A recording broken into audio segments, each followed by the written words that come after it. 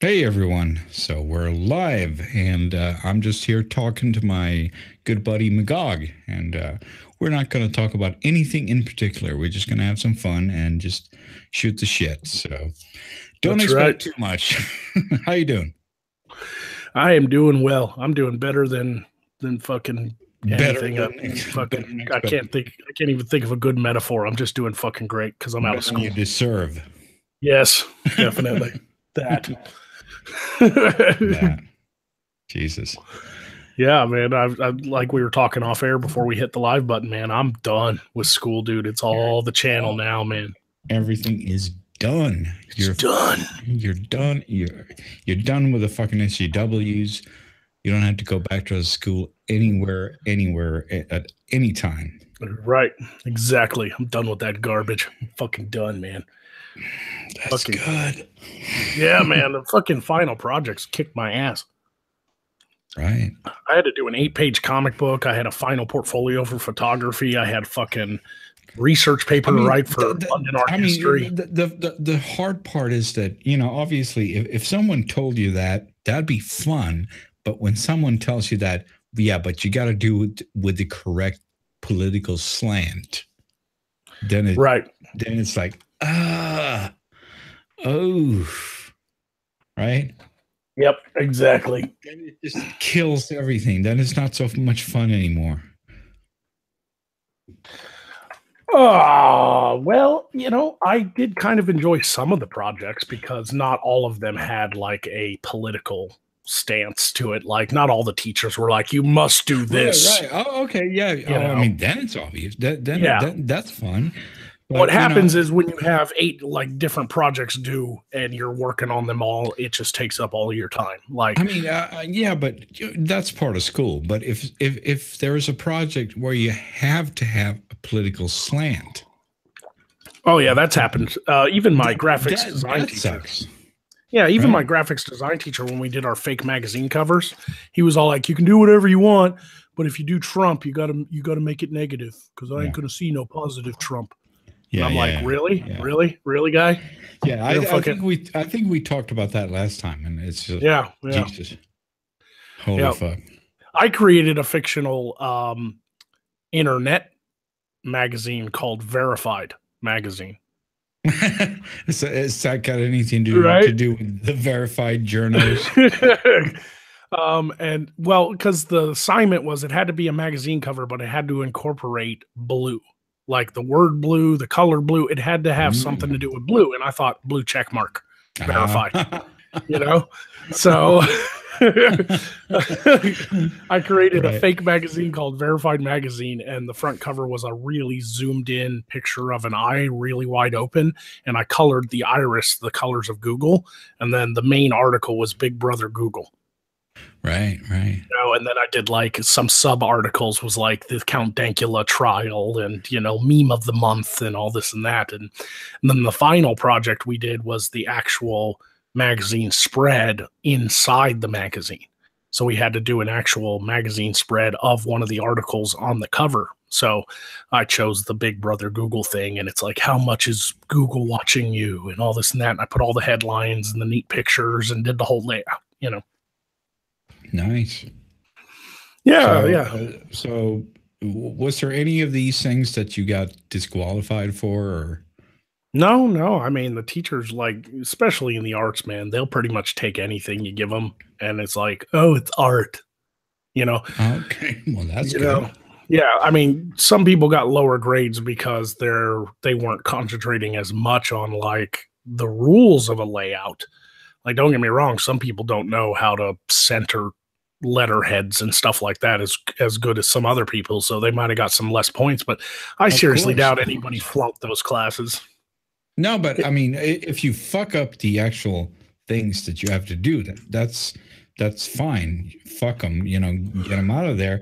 But if you flunk them because they like Trump or because whatever, that's a different thing. Because then you're just flunking them because of political reasons, right? Right. And that luckily that didn't happen to anybody that I know of, but if that happened to me, I would have sued the school.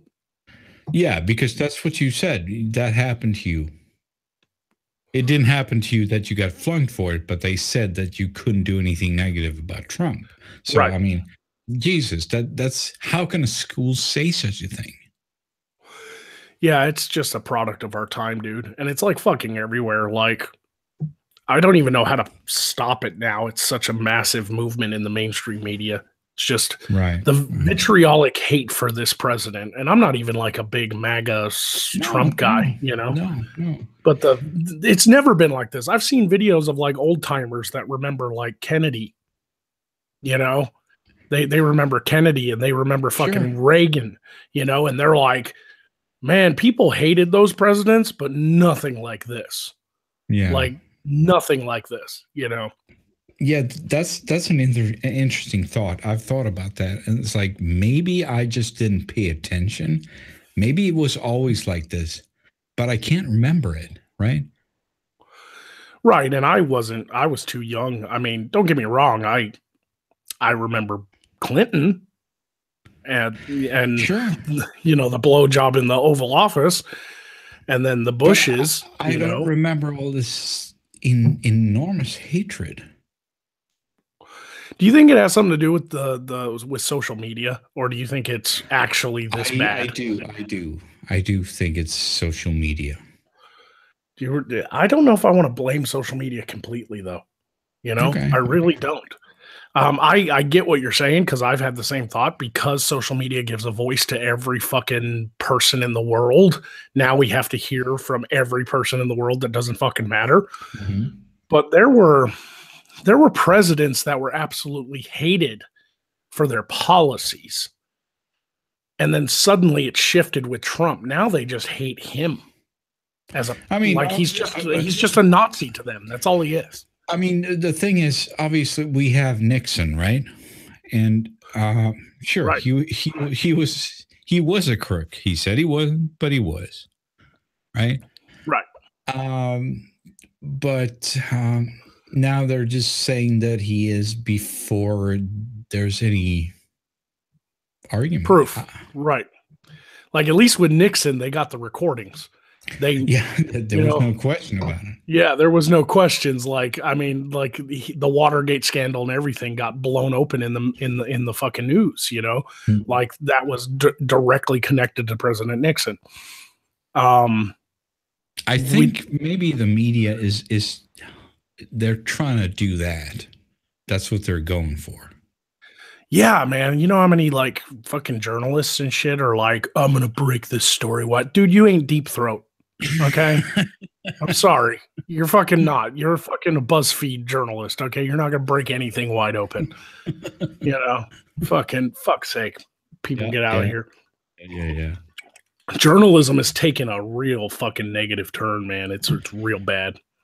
Yeah. It used to be, you remember in the 80s or 90s or whatever it was when journalists used to be all these plucky people in movies. They were the heroes. Oh, yeah. Yeah. And now it's like, yeah, if there was such a movie, no one would watch it. There is. Didn't a movie just recently come out about the Washington Post? It was God. Really? Yeah, it had like all kinds of big names like Tom Hanks and Helen Mirren in them, and it was all about the actual like breaking of the big story of Watergate and everything. Did anyone? It was like a historical. You know, I don't know. It's a new movie, so it's probably going to be up for Oscars this year, and I have no doubt it'll win. But that movie actually was made, and I think they're making that movie to try to save face. Like seriously, people in Hollywood were like, "We need to make a positive movie about the news." I can't keep up with all the movies. It's crazy how many movies they put out now. I mean, I don't understand how much money they have. Yeah, Malachite says in the chat, it's called The Post, and it's a Spielberg movie. Right. Mm-hmm. Yeah. It's like unbelievable how much money they have to just put on shit like that. Oh, yeah. And you know they're making that movie because of all the negative, like, fake news stuff. They're trying to save some journalistic face here. They're trying to be like, hey, here's a movie about this thing that happened in the 70s. Remember when we were great guys? Right? Yeah. Remember us? Remember, we used to be your good guys. You know, like you go back to in the history of like the Washington Post, and it's like the Deep Throat leaked that information to the press, and it was a Washington Post journalist who picked it up and won a Pulitzer, and Nixon got kicked out of office, and all kinds of backlash against the government happened because of the Watergate scandal. Mm-hmm. And then you compare it to a Washington Post article of today, and it's just like Trump brushes his teeth funny, like no, or it's just like, it's not even that. It's like, yeah, Trump has hookers that piss on him in Russia. Like, right? Really? Seriously? He paid hookers to pee on a bed that Obama slept in one time. This is how much the white man hates our black president. What? None of it makes any sense. Yeah, I mean, no one can believe that. I've never believed it. And once again, no proof. Like, at least when Watergate broke, they had proof. They verified their sources twice over before they ran the story. I mean, they were official government documents that were given to them by Deep Throat. Like, that's what journalism used to be. Because of social media, journalism has had to speed up their process and cut out the ethics part. Like, they're like, okay, we want to break a story, but we have to verify with 2 other sources before we can break a story. Mm-hmm. Whereas somebody on Twitter can just be like, hey, I'm over here. Look at this. What's happening right now. The regular news can't keep up with that. It breaks on social media almost instantly. So regular mainstream media has had to cut corners and basically just keep their reporters out in the field and cover anything that happens anywhere. Yeah. Well, that's sad. The reporters have become Twitter users. That's what reporting is now. I hate that. Yep. You go to a fucking news site and they're fucking tweeting. Yeah, they have like a collection of tweets. Yeah. That's their article. They're like, there's tweets. What? Can you fucking write an article? That's why I came here. Yeah, and now they're like, because they're also losing such an audience, they're losing so many readers that they have to like bloat their websites with ads in order for the few people who do click on it to just get money out of them, because they don't got a following anymore. Well, I mean, a lot of these sites are like, oh, you got an ad blocker? Well, fuck you. Okay.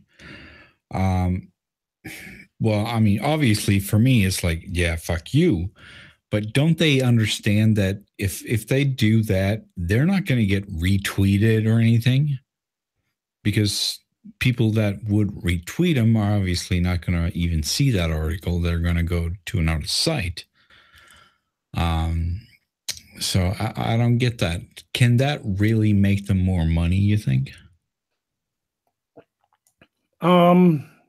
Well, I mean, let's say like they don't have as many viewers as they used to, but they still have a couple 100,000. Mm-hmm. If they bloat their website with ads, the couple 100,000 that do click on the articles will pay them. That'll be a pretty good amount of clicks. Yeah, sure. But then you put in the ad blockers. So now half of them are gone because they have ad blockers, right? Right. And how is that going to help them? Well, I don't think people use ad blocker as much as you might think, because the normies that read mainstream news on their phones or when they see it pop up on their homepage when they first log onto the internet, they're not computer savvy. They're not using ad blockers. They're just clicking out of things. You don't have to be computer savvy. You just have to type in the name ad block into Google. Yeah, but I mean, a lot of people don't even know about that. Like, seriously, like a lot of the mainstream people that basically just surf the web on their phones or whatever, like older folks, like my parents don't know what the fuck ad block is. I can't even describe how to like install that motherfucker as an attachment. Like, I'd have to do it for my mom. She doesn't understand any of it, but her homepage is still fucking MSN, like. Okay, but that means that those people, the people that they have as their base, they're dying. Yeah, that's the point. Like, new media and the internet is like going to be it. That's the future. And mainstream media, they're trying their best. They really are. Like even mainstream media sites like CNN, MSNBC, you know, and places like that, even Fox, they all have YouTube channels. That goes to show you something. Well, I mean, you know, they were like, fuck, we get more views on our YouTube channel than we do on our main site because. Do they though? Well, you know, it depends. I've seen some, like the one CNN channel I saw only had like 32,000 subscribers. Yeah, sometimes it's scary how low their sub That's counts are. Subscriber though. Their views were over 1 million for a particular video. Okay. So, you know, people aren't subscribing, but they're seeing the videos via social media and it's being shared out there in the algorithm and all kinds of stuff.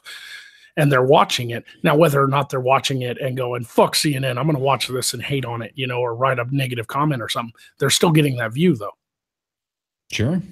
I don't know how many of those million views on the CNN video I clicked on the other day were hate views. Who knows, you know, but probably a lot. But for a major media corporation, 1 million views is just bullshit. It is, but you got to think too, they're not being blocked in the algorithm for ads. No, but I mean, I had you know? 1 million views on a video before there was any blocking, and it wasn't that great. Yeah, but think about anything. It wasn't anything that would sustain a fucking corporation. Well, think about a video where, you know, every couple hours though. Like these are not channels that are like us regular content creators that put up a video a week or something. These people, it's CNN. They take clips from their live television program and put them up every fucking hour. So they're getting 1 million views for 10 videos a fucking day every day. You know, but that's still not going to sustain a corporation. That's not. Well, no, they have other avenues too. Of course. They have shareholders. They have, you know, of course. But you know, it's nowhere near sustaining them. So no, that's why they're losing. I mean, I agree with you. Let's not kid ourselves here. Right. Like I said, they're losing. Guys like you and me and like other content creators that report on things or at least make fun of things or whatever, we're kicking ass and taking names. You know, if it wasn't for the YouTube shit getting in our way, we'd all be sitting pretty fucking happy right now. Right. Because we joined the digital revolution, man. It's digital jazz, man. You know, the digital frontier, man. You know, we're on the front lines of it, man. We're getting into Tron territory. I ain't lying, though, man. 52 million new users a year on YouTube. 52 million. Right. You know, Jesus Christ. No mainstream network can possibly pull those numbers. No. It's an unstoppable fucking machine now. You know, over 400 hours of content get uploaded to YouTube a minute. The funniest thing, though, is the other day they launched some sort of their own YouTube series. Did anyone watch that? Actually, a lot of people did. In fact, they got a huge boost in numbers for their YouTube Red because of that show, that Cobra Kai show. Because that's that's like 20 years after Karate Kid. You know, like it's the original actors and everything. You know, like people wanted to see that. I actually clicked the link on the, it's the top of the page or whatever. It showed up there and I was like, okay, no, fuck off. But I guess my view counted probably. Yeah, you get to watch the first episode for free. And then after that, you got to get YouTube Red to finish the series. But they're going, YouTube's trying to be like Netflix. They're trying to do their own original shows. You know, they're getting there. Don't try to be fucking Netflix, you assholes. You're not Netflix. This is the one thing I don't blame YouTube for doing. Like, I agree with you. I agree with what you're saying, but I can't blame them from a business standpoint because look at what Netflix has done. Who wouldn't want to fucking copy that fucking formula? You know? Jesus Christ, Netflix is a powerhouse, man. They're doing shit that has like the budget of like fucking HBO shows, you know, like they're doing high budget shit now. They make a lot of money. Sure. You got to think that there's probably 40 million people that give Netflix $10 a month. Sure. How much money is that? Yeah, but it's not like they're breaking into some sort of virgin territory. Who? Netflix or YouTube? No, YouTube. YouTube. Yeah, no, it's definitely Netflix did it first. YouTube is already losing money, for fuck's sake. Well, they're trying to recoup that money by getting people to sign up for YouTube Red, so they keep producing these shows. That's never going to work. I don't think it's going to work, but I like YouTube Red right now because of the lack of ads. I actually get YouTube Red money. Like every time someone watches my show, I get YouTube Red money, right? Because a portion of the $10 a month you give YouTube goes to whoever you view, right? Yeah, that's fine, and it's always been like that. That's not new. No, I know that, but I'm saying that's why I don't really necessarily hate on that, because that's kind of given me a little income. Sure. But what I'm saying is that it's always been like that. It's just that before, that money used to go to the creators, and now it goes to creating fucking Karate Kid. Yeah, I mean, a big portion of it still goes to them. Netflix still takes their 30 or 40% from YouTube Red, and then the rest is divvied up to creators and whoever you watch. Yeah. Which is fine, I guess. But the problem is not enough people are signing up for YouTube Red, so the creators aren't getting that much money. No, that's not what YouTube is for. They should fucking understand what YouTube is for. I don't understand why it's so hard to understand. Well, the original guys who created the platform fucking sold it to Google and then retired to a beach somewhere.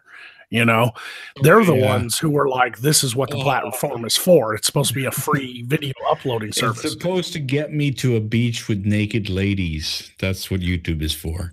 I wish, man. That's what they said.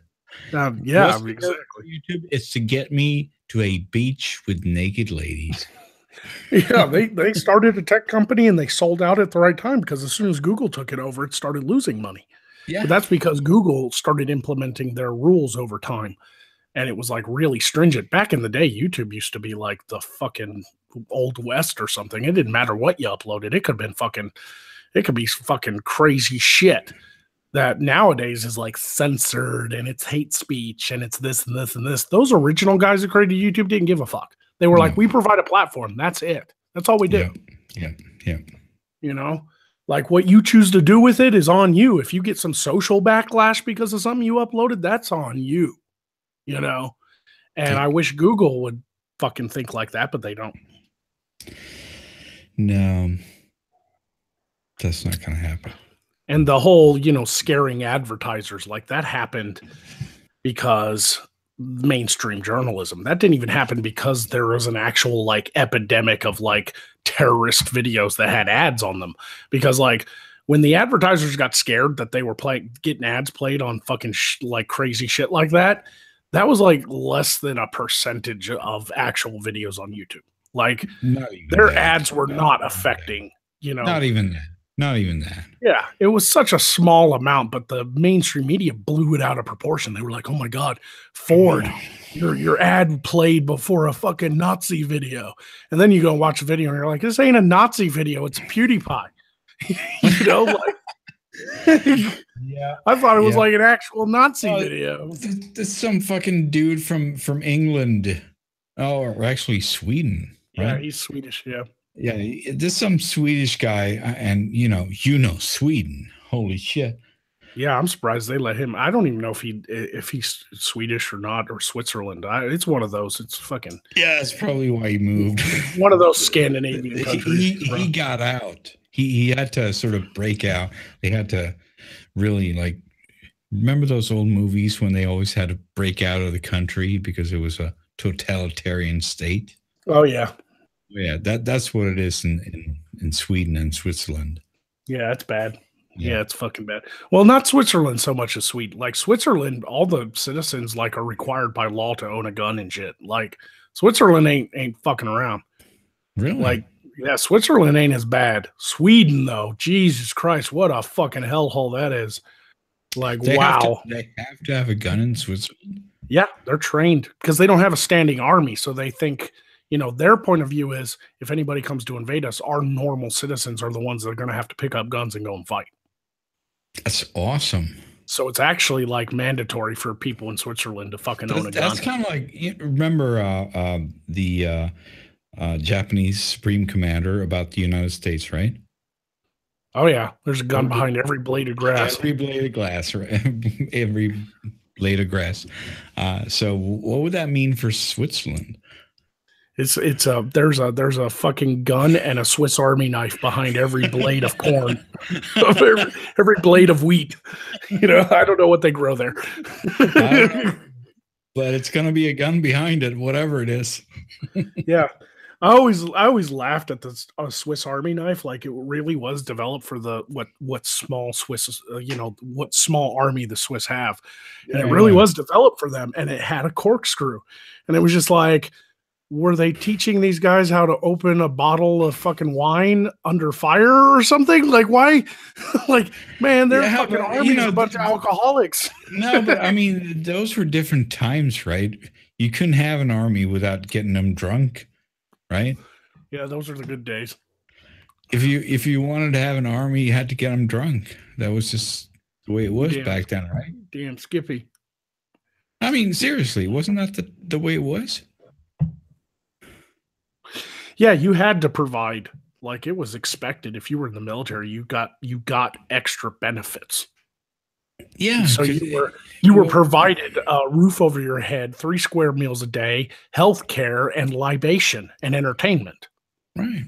You know, like that's kind of a fucking gimme. If you're going to put your life on the line for the country, you're going to get fucking girls and fucking booze thrown at you 24/7, you know?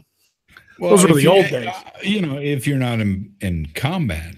But right, obviously, if you're in combat, if you're in combat, you're gonna have to probably get killed. But unless you're in combat, you're gonna have some booze and you're gonna have some chicks, and you know. Yep. Well, I tell you what, that's fucking. Those days are long gone. Look at the Roman army, like the Roman army, the legionnaires of the Roman army. They got like. It was one way for like outsiders to actually earn citizenship to become Roman. Right, that was a different thing to motivate them.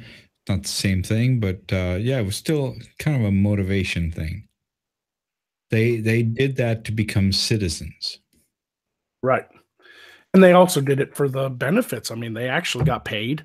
They actually got paid fairly well. They actually got they got to fucking, like once they would go and conquer a fucking region, they'd be like, okay, that town, you guys go ahead and do your thing. You get to take whatever you can what ain't nailed down, even the women, like, right. Fucking hell, man. That's a fucking. Yeah. So that was their thing. Right. Dude, like I tell you what, man, like Sweden used to be fucking badass. Like, I don't know what happened to Sweden. You look back in their history, look at like King Charles the Seventh of Sweden. Okay. Like, he was a goddamn madman. He won every battle. Like, he would lead his men from the front. He would be the first guy charging into fucking battle, and he was the fucking king. Mm-hmm. And his men were so inspired by him that they kicked ass, and even when they were outnumbered, they kicked the fucking shit out of the Russians. Like, until he got like injured and couldn't lead his men into battle, and that's when they lost. Like, up until that point, he fucking won everything. Like, he was a madman. They were brutal back then, dude. That was fucking crazy. He was an exceptionally skilled military leader. Wow. That's awesome. Yeah, Sabaton wrote a song about him. Sabaton, those are the heavy metal guys, right? Yeah. Sabaton's a Swedish like heavy metal band that like every one of their songs is about history, like an actual like historical like war. Like every song. Like every song is actual history. So like wow. Yeah, like they do songs like they did a song about D-Day. That was fucking great. D-Day, really? Yeah, I'd love to hear that one. Mm-hmm. Oh, they're a badass band. I love D-Day. Oh, dude, you'd love that fucking song. It's Wow. it's fucking. Let If me look there's it up. anything I love, it's World War II. Sabaton did a song called Gott mit uns, which is, God is with us. That's the German. Like, they write all their songs from like all the different points of views. Okay, if it's in German, I'm probably not going to understand it though. No, it's not in German. It's in English. I'm talking about like every song. It was God mit uns. Yeah, that's just the one lyric they say that's in another, but the rest of it's in English. Okay. They write their songs from the point of view of like whatever historical figure they're writing from. So like King Charles of Sweden, the song is Coriolis Rex, because that was like how you properly say his name in Swedish. And that fucking song was all like, that had some badass lyrics. He's like, I was chosen to lead by God. I don't answer to the church. Like he was. That sounds like more like an English king, though. Oh, they were all like that. They all thought that they were fucking above everything. Wasn't I like King? What was his King Charles or no? What was his name? That fuckhead that killed all his wives and all that shit. Right. No, that was King Henry VIII. Yeah, Henry. Right, Henry. Man, that's a big misconception too. A lot of like, I don't know why, but it's like one of those it's one of those weird things like where people like think he killed all his wives. He didn't. He only killed 2 of them. Only. So he only beheaded 2 of them. He had 8, or he had 6 fucking wives. He's a good boy. He had 6 fucking wives, and he only killed 2 of them. He's a good boy. But 1 died in childbirth, giving birth to Edward. 2, 3, and the rest of them he divorced until his last wife. She stayed with him until he died. Well, he didn't like divorces, did he? That was kind of like why he killed a lot of. Yeah, it's why he created the Church of England, because the Pope would not annul his marriage to Catherine of Aragon. Right. He was like, I'd like to just divorce this bitch. No, you can't. Right. Okay, well, fuck you then. Well, she was twice his age. She was engaged. She was the wife of his brother. His brother died, and he ascended to the throne. And in order to keep a peaceful alliance with Spain, because that's where Catherine was from, they went ahead and were all like, "Oh, she never slept with your brother, so she's still a virgin. You should marry her." And so he was forced to marry her. And then Mary was born, Bloody Mary. And after that, he was just like, I don't want to be married to this old hag, because she was like twice his age, And so he started having an affair with Anne Boleyn, and he fell madly in love with Anne Boleyn. And so was like, I want her to be my queen. So he went to the Pope and was like, will you annul my marriage? Because I think it says in the Bible, you're not allowed to marry your brother's wife. Or something like that. He tried to give him an excuse, but the Pope was all like, this will start a war with Spain and England. We don't want that. So the Pope was like, no, you can't fucking annul your marriage. It's legit. Because she never consummated the marriage with your brother. And he was like, fuck that. I'm starting my own church. That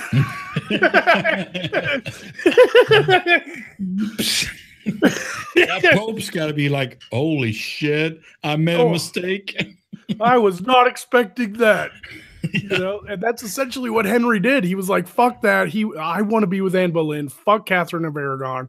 So she fucking appointed himself the head of the church in England. And essentially, yeah. And essentially it's all the same rules as the Catholic Church, the same ceremonies. The Church of England ain't no different than the Catholic Church, except they allow marriage. They allowed marriage divorces. So yeah, everything's the same, but divorce, fine.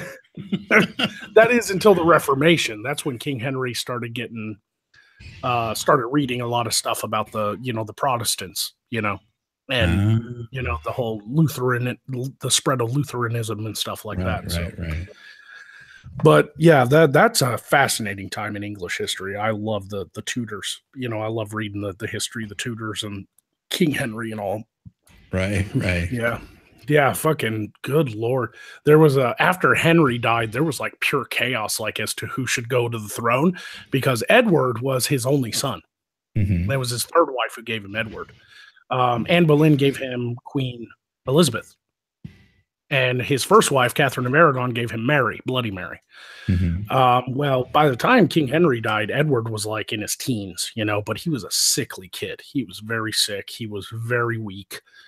He had all kinds of shit wrong with him because it's a bad idea when cousins marry over and over and over again.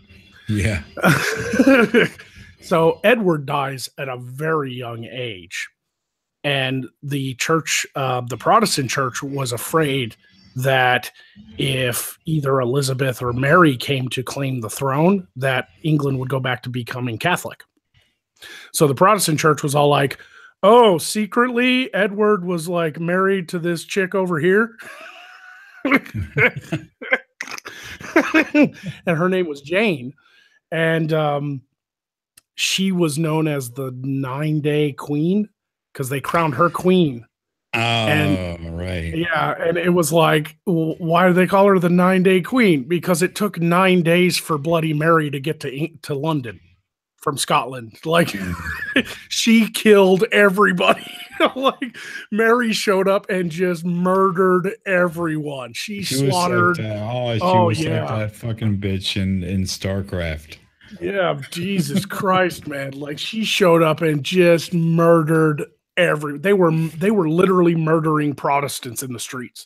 Like, Mary was crowned queen, and instantly the Catholics had power in England again. Like, because she was the daughter of Catherine of Aragon, who was Spanish, and the Spanish were Catholics. Like, there's a reason she was called Bloody Mary. She murdered thousands of Protestants when she showed up to claim her father's throne.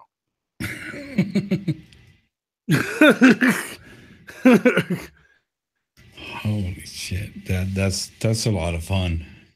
Yeah. Oh, dude, that's like, they've made movies about that. Of course. But it's we've all seen the movies, but it's always fun to think about it. Yeah. It was the Lady Jane Grey. They said that she was secretly, like, Edward had secretly passed on his crown to her. And she was queen for 9 days. And then Mary showed up and just took her head, took that person's head, killed the fucking cardinals of the English church. They burned down Protestant churches all over London. They fucking murdered, drawn and quartered, put people's fucking heads on spikes. She was a mad woman. She was insane. So you're saying that people can be driven to insanity by religion? Oh, it's not just religion with Mary. Mary was actually insane. Like, once again, it's a bad idea when cousins marry over and over and over again. Like, there was something fucking wrong. She must have been like, I don't know if there's like a modern day like study of Bloody Mary. It must say that she was probably like bipolar dissociative sociopath. Like, she would have bouts of rage that came out of fucking nowhere. Mm-hmm. Like, 1 minute she'd be like, I am the queen, everybody, we're having such a good day, everybody, let's have cake. And then they'll be like, chefs, get the cake. And then all of a sudden she'd be like, I want to murder people. For some reason right now I am angry. Like, 5 seconds later she would be a completely different person. She must have had a bipolar disorder. Like, she was fucking insane. And of course, she locked her sister up, Elizabeth. Elizabeth became queen, and everybody knows who Queen Elizabeth is, the last of the Tudor line. Right. Ended with Edward, and she was Anne Boleyn's daughter, redhead, and she was the nice one. Everybody wanted Queen Elizabeth to go back to being queen, or wanted her to be queen, but she was young yet. She was just a kid still. Right. So Mary, like, locked her up and abused her for years. Just treated her half-sister like shit. But she couldn't kill her, because that would have made the English people revolt, because they were all daughters and sons of King Henry. So eventually Elizabeth got old enough to be like, fuck my sister, I want the crown. Like, and eventually, like, everybody sided with her, and they got Bloody Mary the fuck out of there, Right. And then, Elizabeth killed my ancestor. I'm distantly related to Mary, the Queen of Scots. Oh, really? Yeah, on my mother's side. My father was 100% Scottish, and he was a Stuart. So, Mary Stuart, Mary, the Queen of Scots. Can you do the Sean Connery accent? Just because I'm fucking distant related. No, I was like, I come from the line of Scottish descendants that are like. Then you're not Scottish. Fuck off. I didn't say I was Scottish. I said she was an ancestor of mine. It doesn't mean fucking shit. I've never claimed to be Scottish. My grandfather was Scottish. You're supposed to be Scottish, right? Come on, you can do the Sean Connery. Not even Sean Connery was Sean Connery. He had his own Scottish accent. It's very interesting. Yes, it was really Scottish thing. If a woman needs a slap, then damn it, I'll give it to her.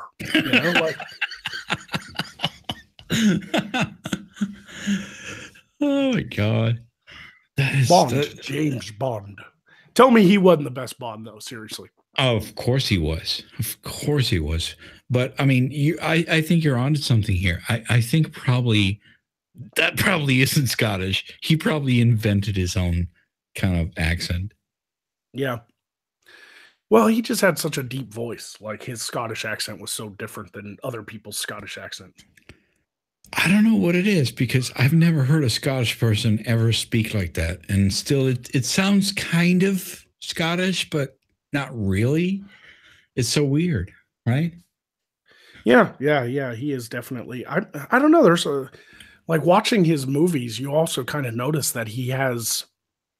Maybe he's a Scottish guy, but he has maybe he grew up with a slur or speech impediment that he got over, obviously, because he's quite eloquent. But, like you could see how he moves his lips and stuff. It almost looks like he had some sort of speech impediment.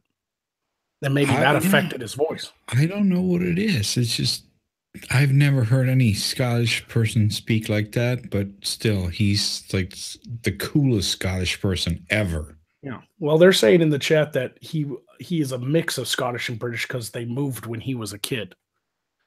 So right, but I still haven't heard any British person speak like that either. So, yeah, Sean Connery is just Sean Connery, Yeah, he's just like kind of the old time Keanu Reeves. Or something. Well, it's the same with Anthony Hopkins. He's Welsh, but if you hear Welsh people speak, you're like, they don't sound like Anthony Hopkins. That's not the same. Who the fuck knows who Anthony Hopkins speaks like? That's just okay. He's some British guy. No, he's Welsh, man. He's from Wales. Don't know. Who cares? He's not Sean Connery. Well, of course not. Like, you have to bring someone more famous up than that. Anthony Hopkins? Come on. He is like literally more acclaimed than Sean Connery. No. He's just some guy. Are you thinking of somebody completely different? No, I'm thinking about the guy who did like Hannibal. That guy. Yeah, that's Anthony Hopkins. Yeah, that's got nothing to do with Sean Connery. He's nowhere near as famous. I beg to differ. Okay. Multiple Oscar winner. Like, Sean Connery didn't win as many fucking awards as Anthony Hopkins. I don't care, because he's Sean Connery, for fuck's sake. You just have a hard-on for Sean. That's okay, though. So do I. It's big, though. It's big. It's a big, throbbing hard-on. It's a big, fucking throbbing hard-on. He was the ultimate ladies' man. That's why people remember him, too. Like, he was handsome as fuck. When he was cast as Bond, everybody loved him as Bond. Oh, yeah. You remember that? Do you remember he did a sci-fi movie though? It's called Outland. Outland? I don't remember that. I remember him in Highlander. No, Outland. Really?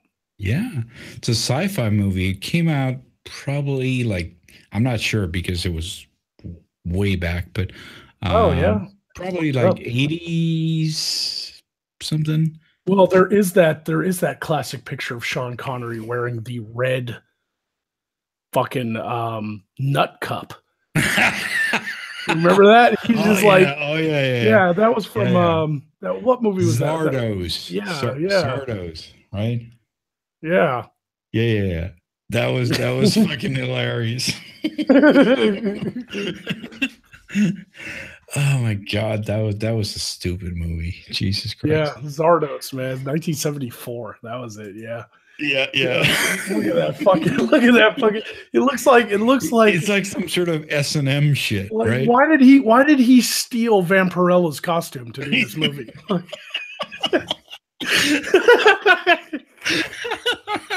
I'm not joking. He's even got the thigh-high fucking black boots.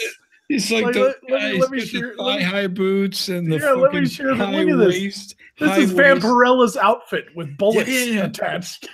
He's got the sort of high waist panties, right? Right. It looks like Vampirella's outfit with bullets. Oh, there you go. Oh man, that's funny. That's Chuck, and he had a ponytail.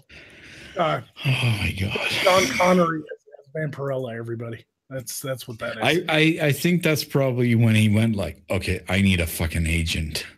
Yeah, he was like, this is the movie business, really? I can't accept every fucking deal that people call me up on. Like, I gotta need some sort of guy that checks things out. And that was back when like men were like not shaved for movies. Like they were like hairy as fuck. It was the same with Burt Reynolds, man. That dude was like hairy as fuck. Mm-hmm. And women loved it. Those are the days when fucking Bush ruled the world, and I'm not talking about the president. Okay. Fucking, you're gonna make me sick. Fucking 70s, man. Like women didn't shave either. Like it was like like Harry. Stop talking. With Harry Bush world. Stop talking. Fuck. Man, I'm gonna be sick. Oh, that's funny. Sean Connery in a Vampirella outfit. That's great.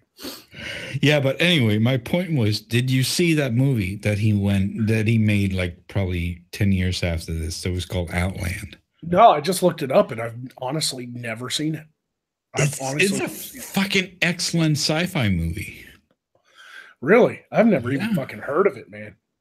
Yeah, it's basically a remake of that old sort of Western story where, you know, it's this town where the sheriff is outnumbered by the bad guys from the company, quote unquote. Oh, right.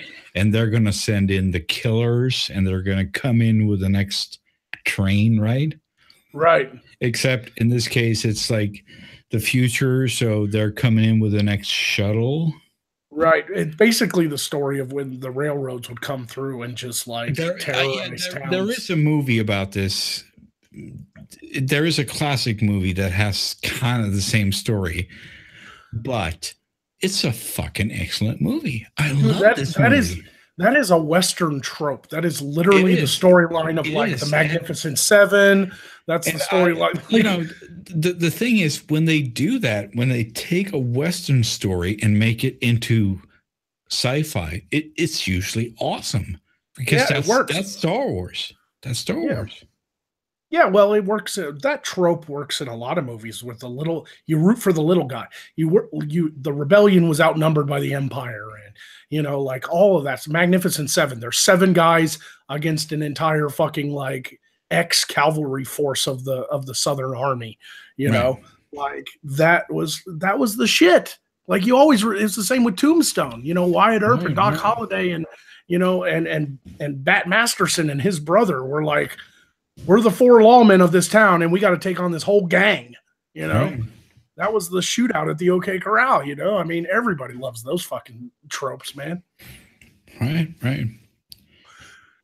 Except Tombstone was actually based in reality. Sure. I mean, we have the TV series. Okay, so who played Doc Holliday better? Do you think Val Kilmer or Dennis Quaid? I would say the guy who played him in what was that TV series?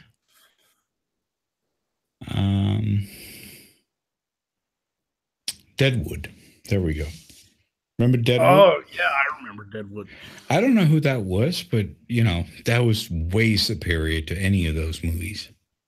Well, that was when like hey, we want to reinvent the Western into like a really gritty, up to date, like mature, film type of thing. And I don't necessarily mind that. I actually really like modern, gritty Westerns. Right. I think that was better. I don't remember who actually played him. Let's see. Was he even in? That's what's so weird is because I didn't know Deadwood had Doc Holliday. I thought Deadwood was where Wild Bill Hickok was killed. Yeah. Okay. Yeah, I'm not even sure. Maybe. But basically all the classic Western heroes were in there. Not all of them. Yeah, I'm looking it up, and I don't think Deadwood actually had Doc Holliday. I think it had Wyatt Earp. Okay. Yeah. Okay. It had Wyatt Earp because Morgan Virgil and Wyatt Earp. Okay. So basically, I would say that all the characters that were in Deadwood were superior, but if Doc Holliday wasn't actually in there, then I guess he wasn't. Yeah, I think it had Wyatt Earp, Wild Bill Hickok, and the other guys from the OK Corral shootout. But Doc Holliday, he died shortly after the incidents in Tombstone. Mm-hmm. He died with his boots on. He was already dying of consumption when that gunfight happened. I mean, there's the whole reason he became a gunslinger and stopped being a dentist was he found out he was dying. Right. And he just wanted to live life to its fullest until he fucking died. He was hoping that he would get shot in a fucking duel and be remembered for all time. And he ended up dying in a fucking hospital bed because nobody could outdraw him. Doc Holliday was a badass gunslinger, man. Right. Yeah, let's see who played who in Deadwood, because I haven't seen Deadwood in years. That was one of my favorite series back in the day. It didn't run for very long, did it? No, I guess people weren't ready for it. I wish they'd bring it back. Yeah. Okay, so Keith Carradine played Wild Bill Hickok. Mm-hmm. Obviously, we had Timothy Olyphant was in it. Ian McShane. They were they made up characters for the show? I don't know, but Timothy Olyphant, he was fucking awesome. Oh yeah. He was like sort of that kind of sociopath character that is always good in that kind of story. Yeah. Gail Harold played Wyatt Earp. I don't know who that is. And Austin Nichols played his brother, Morgan Earp. But I'm not seeing Doc. Yeah, I don't think Doc was in Deadwood because historically it wouldn't make sense. Doc wouldn't have been. Yeah, I guess he wasn't. Yeah. Right. Yeah. But man, that those shows were, like Timothy Olyphant also went on to play Raylan Givens in Justified, that show Justified, right, where he was like a U.S. Marshal, but he still had like the old cowboy hat on and the pistol, and it was a quick draw. And that was such a cool show. I really liked it. I think Timothy Olyphant is a really good actor. He looks really like a psycho. He's got he's got such a weird look. Oh yeah, he plays a good psycho. And he's played psychos in movies before, sure. He was he was the killer in Scream 2. Yeah, but I don't like it when he's the killer. I like it when he's the bad guy without a conscience. You know what I mean? Right. Yeah. Straight sociopath. Yeah, like just a good guy sociopath. He was the bad guy in Live Free or Die Hard.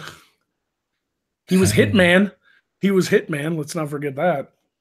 Hitman and what? Yeah, based on the video game. He had a bald head with the barcode on the back. Right. Yeah. Yeah, and he fell in love with the Russian girl, but he didn't know how to fucking... I love that part where she takes her top off and she's like laying on top of him about to have sex and he sticks her in the fucking neck with a tranquilizer because he doesn't know what to do.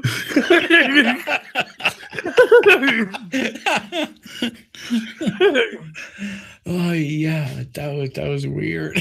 Because he grew up in like this weird kind of society where they're like just trained as talk killers. about like yeah, talk about like performance anxiety.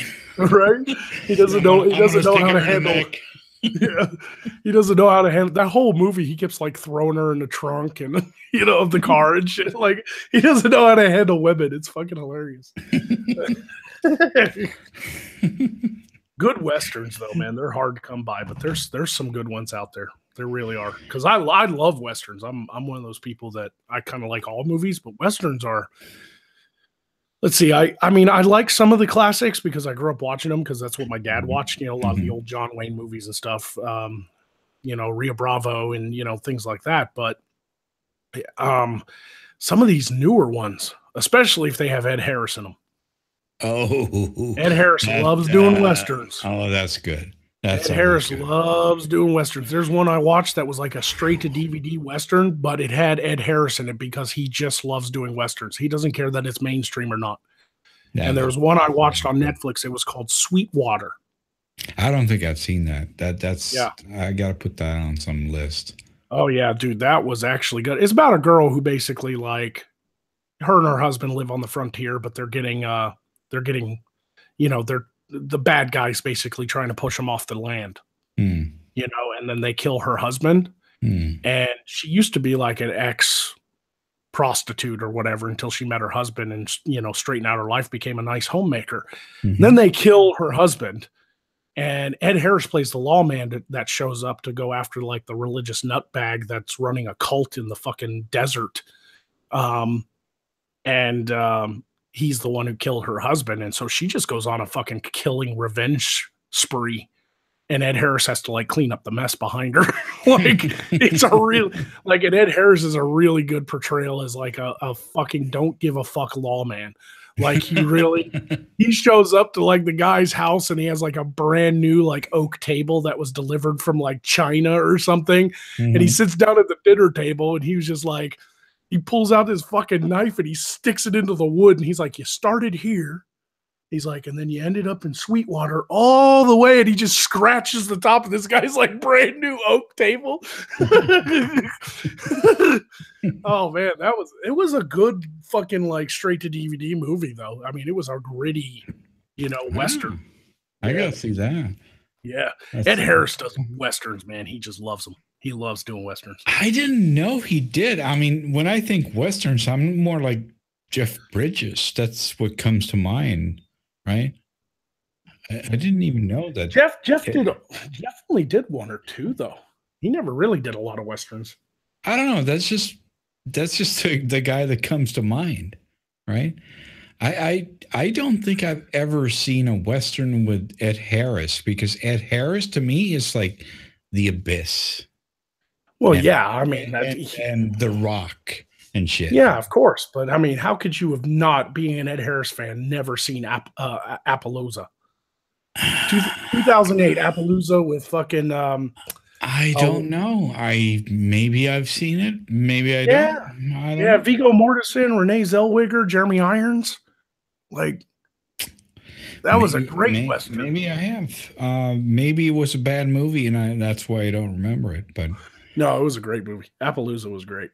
Okay, it's like Renee Zellweger is an interesting character in that movie because basically she's just like a girl looking for a man to really like give her a good life.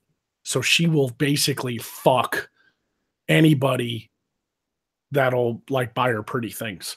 But Ed Harris kind of like falls in love with her, So like he has to work through some shit in that movie because he finds out she's basically going around town, But that has a really great like gun battle in it. Really great fucking shootouts. Right. Yeah. So do you remember like probably I don't know, maybe in the 90s there was this trend of having time travel movies. That's pretty much where Time Cop came out of. Remember that? I think the time traveler craze actually started in the 80s, but I definitely know what you're talking about. Like I remember Time Cop, but in the 80s with Back to the Future. After Back to the Future, right. Yeah, Terminator came out. Exactly. Yeah, we're talking Terminator. Bill and Ted's Excellent Adventure had time travel in it. Oh yeah. Oh, okay. I mean, you're Jesus way Christ. on top of this argument. Yeah, man. You know dude, Jesus. About. Yeah, time travel movies just became like a huge thing after Back to the Future. What happened to that? That just went away. That was such a cool thing. I really missed that. Because time travel's really hard to explain, and once you play the gimmick, it's done. Yeah, but it's so cool. I want it back. Yeah, I mean, I remember there was another time travel movie called Free Jack with Emilio Estevez. Oh, I love that movie. I love that one came out after Back to the Future too. All those movies were good. Why did they have to just cancel everything? Well, like time travel, it's still a thing in some movies and shows. Like, I think like the Outlander show is about time travel. When was the last time you saw a good time travel story? Looper. Looper was cool. Yeah, but that was like Christopher Nolan. That was like 4 years ago, I think. Yeah. No. And Joseph Gordon-Levitt. Joseph Gordon-Levitt playing a young Bruce Willis. He actually. Yeah, I know. I've seen the movie, but that must be more than 4 years ago. That must 2012. So 5 years, 6 years now. Yeah. 8. So what? 8? No, it's 2018. 2012 is when Looper came out. So 8 minus 12. Okay, 6. Yeah, 6 years. Yeah. But it's early 2018, so it depends on when in 2012 it came out, obviously. But yeah, okay. 5-6 years. Okay, so one good time travel movie. I liked Looper. Yeah, I did. I'll give you that, and I agree. That was I enjoyed that. That was interesting.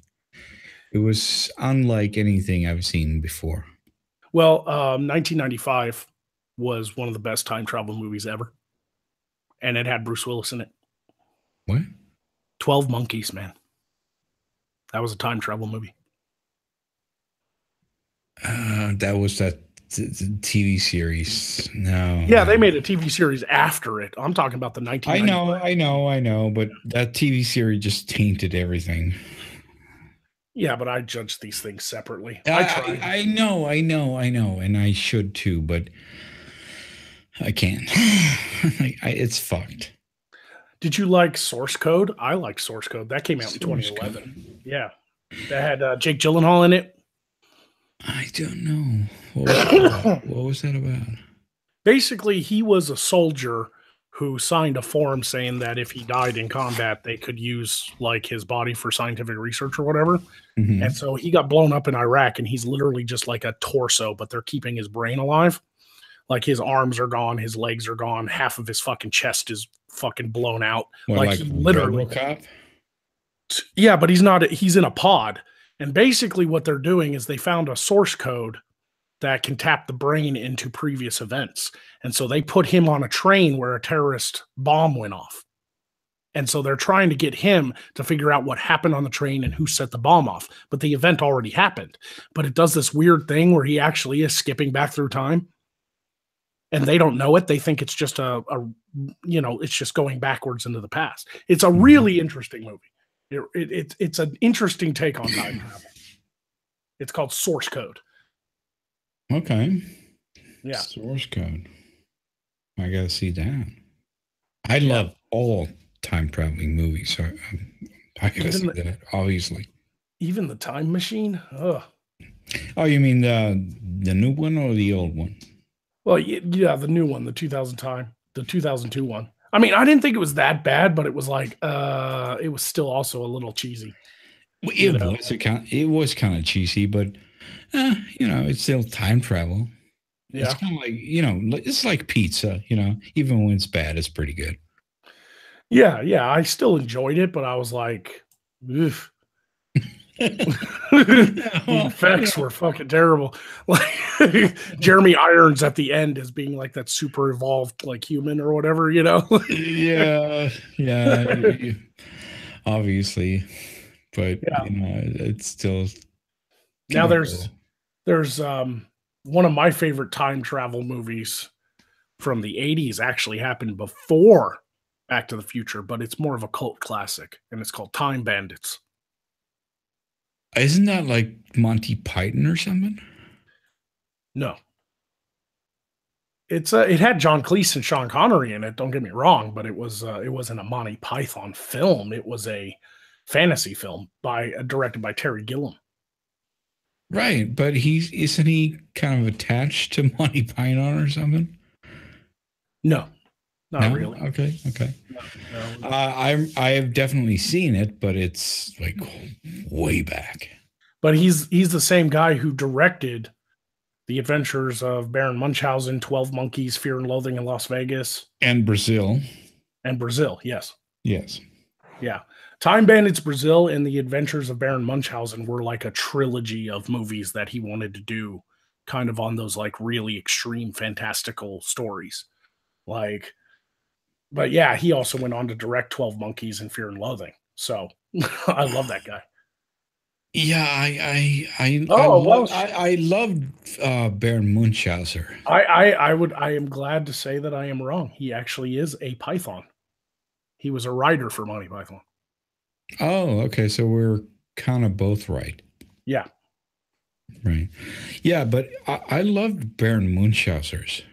I know that movie was universally panned and everyone hated it, but I kind of liked it. Yeah. I did too. It was cool. It's like it made sense in the 80s. Yeah, it did, of course. And then there was this, when it comes to TV shows, I remember watching this TV show that was actually produced by Spielberg, but it was like such shit that it only ran for one season. You mean Amazing Stories?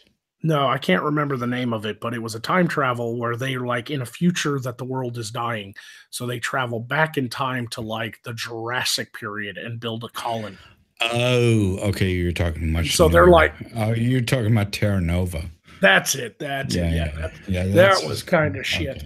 What did that have to do with Spielberg, though? I didn't know Spielberg was a producer on it. I guess they got him involved because he did good dinosaur movies with Jurassic Park. Right. I didn't know he was involved. Oh yeah, that's interesting. Yeah, but they might have just gave him a producer credit just to try to sell the show. Probably. You know. It was probably, how you doing? Can we? It's kind of like Lucifer, the show that Fox just canceled. Mm-hmm. It has Jerry Bruckheimer's name attached to it. He's a producer credit, but it's like you could tell they were just selling the show because Jerry Bruckheimer has nothing to do with the writing or the casting or the directing. Yeah, why would he have? Yeah, they were like, hey, here's the script idea, and he liked it enough to go ahead and allow them to give him a producer credit on the show to help sell the show. So like Lucifer is like produced by Jerry Bruckheimer, but he probably ain't even visited the set. Yeah. And it's probably the same with Spielberg with Terra Nova. He probably he was like, hey, we're doing a dinosaur time travel thing. You interested? And he's like, just pay me money and use my name. Okay, whatever. Yeah. He's producing everything right now. So why would you were not challenging my movie knowledge by bringing up time travel because like you, I love time travel movies. So I was way prepared for that fucking question, buddy. Yeah, but that's awesome. But I wish there were kind of like those weird time travel movies though that we had in the 80s. Yeah, like Time Bandits. And you remember that one where they went back in time to World War II with a modern aircraft carrier? That was awesome. I love those sort of, Deus Ex Machina movies. Right. No, there was a book my dad picked up in a Books A Million one time. It was years ago, but he bought it because he thought it was a Civil War book, and it seemed interesting. Mm-hmm. So, like, he picked it up, and the cover of the book had like a Confederate soldier on the front of it. He did not notice when he bought the book that the Confederate soldier was holding an AK-47. Right. And the whole premise of the story was some really bad guy, like terrorist groups from the future, got a hold of time machine technology, went back in time and gave the Confederate South AK-47s. Right. That would have fucked up all of history. Right. So, what was that? Did they make a movie of that, or? No, I was just bringing that up because it was a similar thing to your, aircraft carrier, thing. Do you remember that movie? Vaguely. I'd have to Right. look that one up though, because that's probably not a big name popular. Well, it was. It was. It was definitely panned by critics and not a big movie at all. But it did have what's his name? The guy from who the fuck is that guy? Apocalypse Now. What?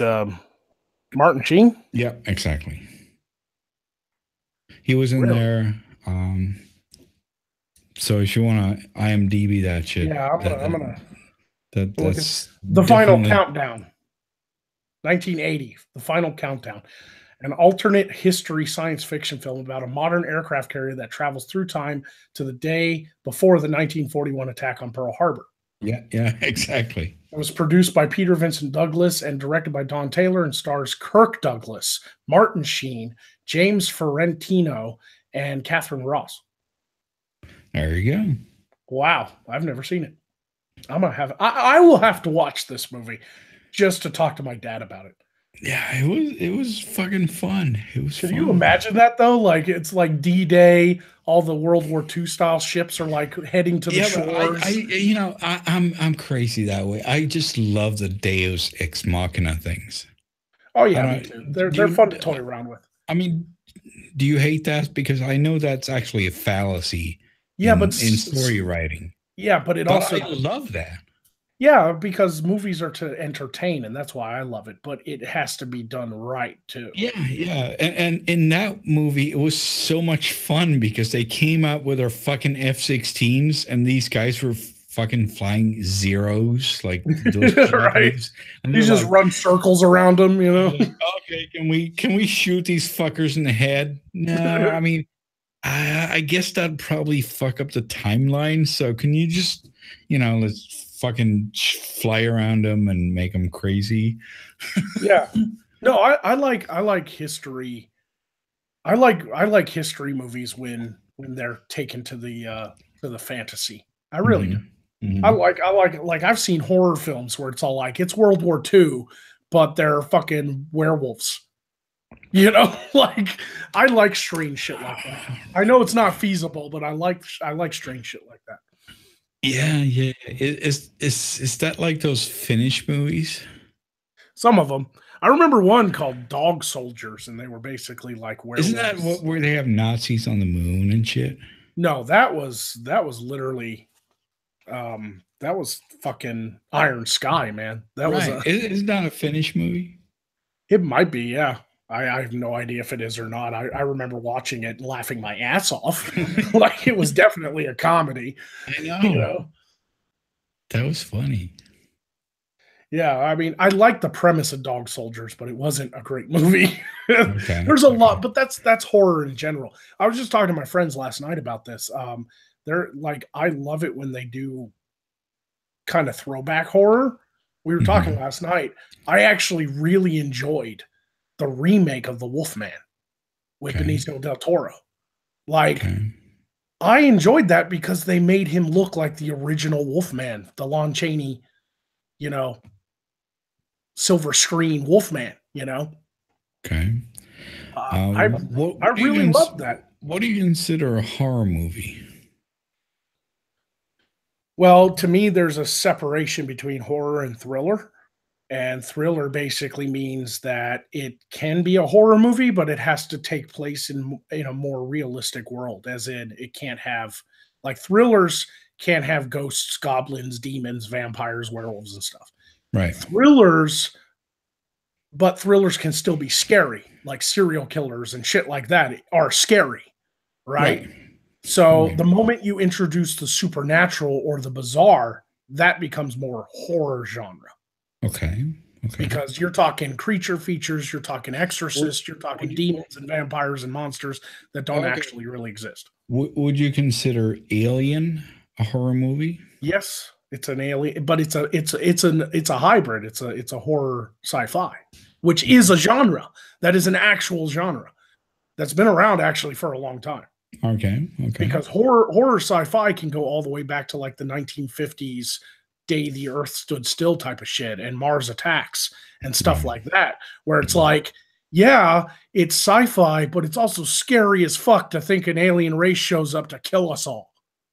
Right. And they're all creepy monster looking things, like that's horror, but it's horror sci-fi. The horror sci-fi is actually sci-fi horror is actually its own genre.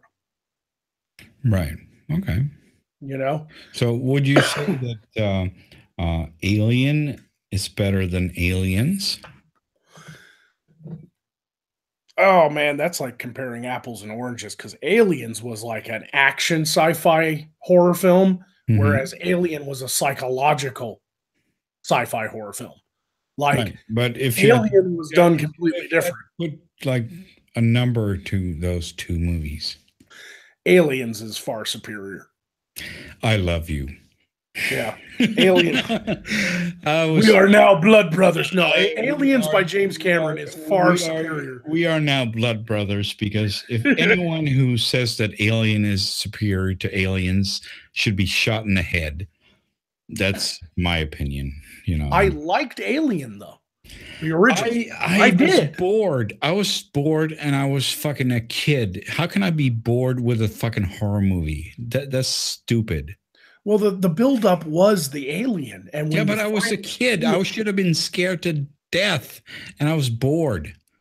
Well, maybe you're just not affected by that really slow build, because that's what Alien was. It's that slow, I was like, fucking build. Can we fucking see the fucking monster already? And we got to see it, and I was like, there's a guy in a fucking suit. Be honest though. Did you at least jump at the chest burst? No. I mean, everybody. That was a classic thing. That scared the shit out of everybody. It did not. It was fucking predictable. That's the thing. I wasn't even gonna say this, but now that you brought it up, I think that Alien, the first one, is actually really bad. I think it's a really bad movie. That's where we differ. I mean, I think it stands alone. I don't think it's a great movie though, because like I said, Aliens is far superior. That is the best movie ever. But Alien 3 sucked balls. Oh, fuck yeah. Alien 4 sucked more balls. Oh, yeah. Resurrection was terrible. Oh, that was a terrible fucking movie. mean, Alien 3, it sucked balls, but then you got Alien 4, and then it sucked so much balls. I mean, Jesus Christ. I didn't even know there was so much balls in this universe. Yeah, like Aliens... That's what makes me sad too, because I love the Aliens franchise, and I love the creatures. I love the xenomorphs that are designed after H.R. Giger's artwork. But fuck me, did they just stop making good alien movies after the second one? AVP, Aliens versus Predator. I only watched that for the Predators. The aliens weren't freaky in it. Like that was more of an action sci-fi thriller, or action sci-fi horror. Right. But it was crap. AVP. I mean, to be honest, though, they weren't really as bad as the first one, though. So there's that. I think, like, that last one was called Predators or whatever. That was good. That was actually better than the first Alien movie, I think. Well, yeah, I thoroughly enjoy some of the more modern renditions of Predator. And The Predator is coming out, and it's like a reboot, but it looks good. It looks tight. I have no idea. I have no idea what the storyline could be. They could disappoint. That could go either way. Right. I have no idea. But I mean, I remember the Predator. I think it was just called Predator or The Predator or whatever. No, Predator by itself is the Schwarzenegger film. Okay, so it was called Predators, maybe? No, Predators is the newest, that one that came out. Okay, which one was the one before that came out like 5 years ago or something? Predators with an S. That was a Predators. Okay. Yeah, it was Predators, and it was directed by Robert Rodriguez. Same guy did, Dawn of the Dead or Dusk Till Dawn. Really like that one.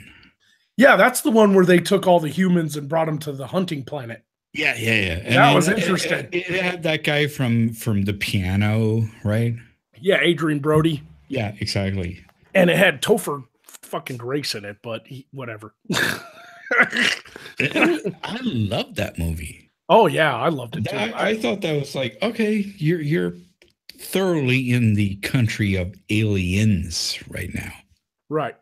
And they did branch those two universes way back before the first Predator movie was even made with Schwarzenegger. Mm-hmm. Like Dark Horse Comics was already branching Predator and Alien. Oh yeah. That's why like Predator 2, actually it was, correction. It was before Predator 2, not Predator with Schwarzenegger, because that was the first invention of the creature. Right. But after Predator, the writers of Dark Horse Comics started branching the Alien and Predator franchise, and that's why in Predator 2 you saw the xenomorph skull. Right. Danny Glover, he goes into their ship. I'm not sure that was actually a thing that they were really doing back then. Yes, it was. That is a proven fucking fact. That is before Predator 2 with Danny Glover. Dark Horse Comics had already bought the rights to the Predator novel and actually started intertwining Alien and Predator because they thought it was like a perfect mix. Yeah. But I mean, are you sure? Yes. It's literally in the trivia on Amazon when you watch Predator 2. Like, if you watch movies on Amazon, you get the trivia. Obviously, I saw that they had the fucking alien head in there. Everyone saw that. I just figured that was like, okay, so Stan Winston did the fucking effects, and he figured he would throw that thing up there as an homage or something. Yeah, that's what a lot of people thought. But believe it or not, the writer of the comic book was already branching the Predator versus Alien comic book before Predator 2 was made. Wow. Yeah. That's a huge urban legend that Stan Winston just put the alien skull in there for fun. Yeah. Cause comic books, the Dark Horse Predator Alien comic books were not popular yet. Like people didn't really read the first ones. And so they didn't even know that the original artists and writers were already branching those two cinematic universes. Right. But then it took them 20 fucking years to finally make an Aliens versus Predator movie. And what do we get? A fucking Aztec temple underneath the fucking ice in Antarctica. That's what we got. Yeah. But that's the thing. They've always, everyone is like, they're just fucking sucking the dick of what's his name? Ridley Scott. Yeah, Ridley Scott. They should be sucking the cock of James Cameron. Are you fucking kidding me? What are you doing with Ridley Scott? He's a fucking moron. Yeah, everybody knows that Prometheus and Alien Covenant was just garbage. Oh, Covenant. Oh, don't even get me started on that thing. That is probably the worst movie I've seen in 20 years. Yeah, it was bad. It was bad. It was just like, wow, you're really up there with Battlefield Earth, aren't you? Yeah, but I still disagree though, because I still at least made it through the movie without cringing as much as Ghostbusters 2016. Ghostbusters 2016 is the worst movie I've ever seen. Well, I've never seen that, so I saw the trailer and I was like, yeah, I'm not going to see this. But when I saw there's a new Alien movie, I'm obviously going to see it. Right. Yeah. And I was disappointed. And if you went and actually saw a Ghostbuster movie, then you have to blame yourself. No, I waited till it was free. I wasn't going to give them money. Okay. Well, I waited for it to be on Prime, if you got it off at Pirate Bay, then whatever, then it's okay. Dude, we're live. I got it on Amazon Prime. Okay. Okay. Sure. Okay. Wink, okay. Wink. Of course. Right? Of course you did. Of course. We all got it right. Everyone did. Everyone did. So. But yeah, Covenant was bad. Prometheus was bad too. I went and saw that in theaters because I thought it was going to be cool because it was the story of the space jockey. Like, I've I always know, wanted to I know what know. that giant alien was in the first movie. And Yeah, then it turns out he was just some sort of asshole that liked to beat people up in the room. yeah, he was our What? fucking god, apparently. Like, It they were wasn't the a alien god. It was race just that, some asshole that liked to no, they beat were they people were up. literally who created us. No, they weren't. Yeah, it is. The whole point of Prometheus was to prove that the space jockey Yeah, aliens. okay, maybe they were, but nobody cares. They were just assholes. It was Yeah, like of course they were. they were not gods. If you're gonna be God, then you gotta be like all knowing and blah. These were Yeah, just some fuckheads that stumbled onto our planet and oh, I took up some shit and oh my god, I swallowed it and I died. Okay, asshole. I don't care who you are because you're an idiot. yeah. All Like right. the whole idea behind Prometheus was we evolved from their like genetic testing on our planet, and then they created the weird The bacterial goo. ooze that became the xenomorph strain. Yeah, and I'm like, I don't care. I don't fucking care. It's Can we just garbage. get to the fucking xenomorphs right now? I liked it better when the aliens were just like a highly evolved species of predator on an alien world.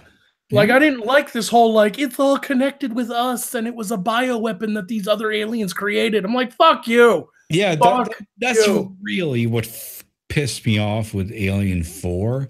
Like, oh, it's a fucking corporation, and they have all these guys that are watching them, and like, oh, we love these aliens. They're perfect. They're perfect creatures. Oh my god, look how perfect they are, and now they're gonna eat my head. What? Yeah. What the hell is wrong with you people? No one would act like this. Can you write something that would actually be believable? I I remember a really off the wall Dark Horse comic I picked up in a comic book shop when I was a kid that had like 5 different short stories in it, and one of the short stories was a Dark Horse comic book about aliens, and that's why I bought the comic book because I love the comic book. I love the aliens comic books growing up, Mhm. and it the short story in it was like you see the face hugger egg opening up, and it fucking hops out of the face hugger thing Mhm. and it's flying towards like the screen, and then you flip the page because it's just a short story. You flip the page, and all of a sudden, this giant spatula slaps the fucking face hugger down onto a grill, and it backs out, and the alien is like, there's like a giant alien that's like cooking these things as its food. And I was like, that's interesting that there's like giant aliens out there that think the xenomorphs are just cockroaches. Like, that's how big it is. It's not even bothered by the thing that we're terrified of, you know? Like, I love that stuff. I love that stuff. I mean, juxtapositions, right? That's awesome. I mean, imagine if there was like an alien movie where the other guy was the Terminator. I love it. I guess that's why they made sort of Alien versus Predator, but that was kind of a bad matchup. they did it in the comic book, though. They did. They did Alien versus Terminator versus Predator. They did. Yes. I Oh own it. man, I own that comic book. I want to see that. You know what sucks? The Terminator gets his ass kicked. Yeah, but that's not believable. So Well, I fuck mean, you. he has like badass guns, but ultimately, once he gets splashed with some fucking alien acid, he melts. He's metal. You know, fucking. That's You know, he's like going into battle against like 100 xenomorphs, and he's shooting them all, but he's getting splashed with their acid blood. Eventually, it goes full termination. Like then his like core melted and exploded. It was like a nuclear explosion. oh, okay. So all right. So he's gonna nuke him. Yeah, at least he nuked himself on the way out and killed a bunch of Oh them. yeah. You know? Come on. He's going full Kim Jong Un on them. Right. Well, their power, the T101's power cores are like small nuclear devices. So when they rupture, they actually create a fucking small nuclear explosion. That's exactly why they can just lower themselves into a foundry and everything's okay. Yeah, they only covered that whole nuclear power cell thing in the third Terminator movie. They didn't quite think that one through. They forgot that loophole. That whole factory should have went up in fucking mushroom cloud. You know? Or the third movie was fucked. Yeah, the third movie. All the Terminator movies after T2 were fucked. Yeah. So actually, especially the last okay. one. It's okay. The last one was really bad. The last one, Terminator. It wasn't like Salvation wasn't terrible. It was actually in the future. Right. And had Christian Bale as John Connor. But the one after that, the one that just came out like 2 years ago, that had like, what's her name that plays fucking Daenerys in Game of Thrones as Sarah Connor, like that just fucked up the entire timeline. Like it was just, I don't even remember. It was a Terminator Genesis. That was it. Terminator Genesis. Yeah. That was fucking stupid. That was with that asshole as John Connor. He was. Yeah. Oh yeah.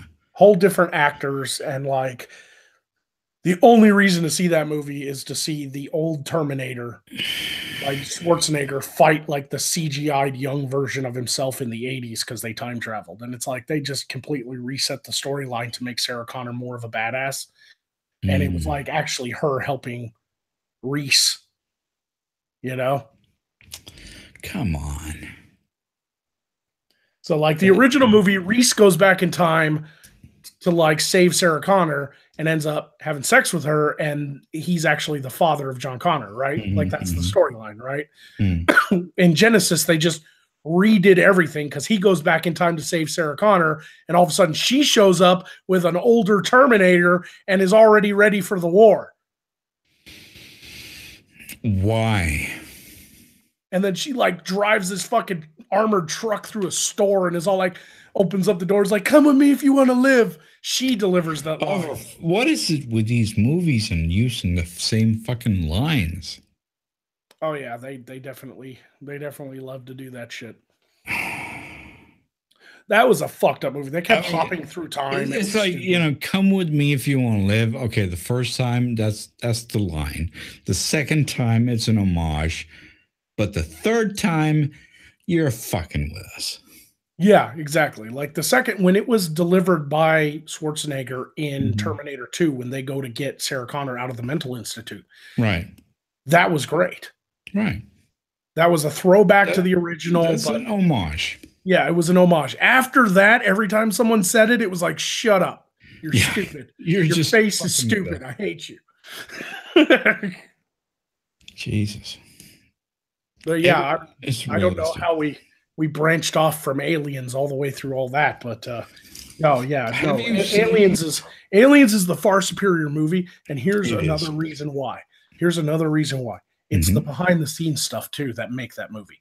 James Cameron was such a big fan of the Starship Troopers novels that he actually wanted to do Starship Troopers, but they basically were like, no, you have to make it Aliens, because we have to make money off of that because of the success of the first film.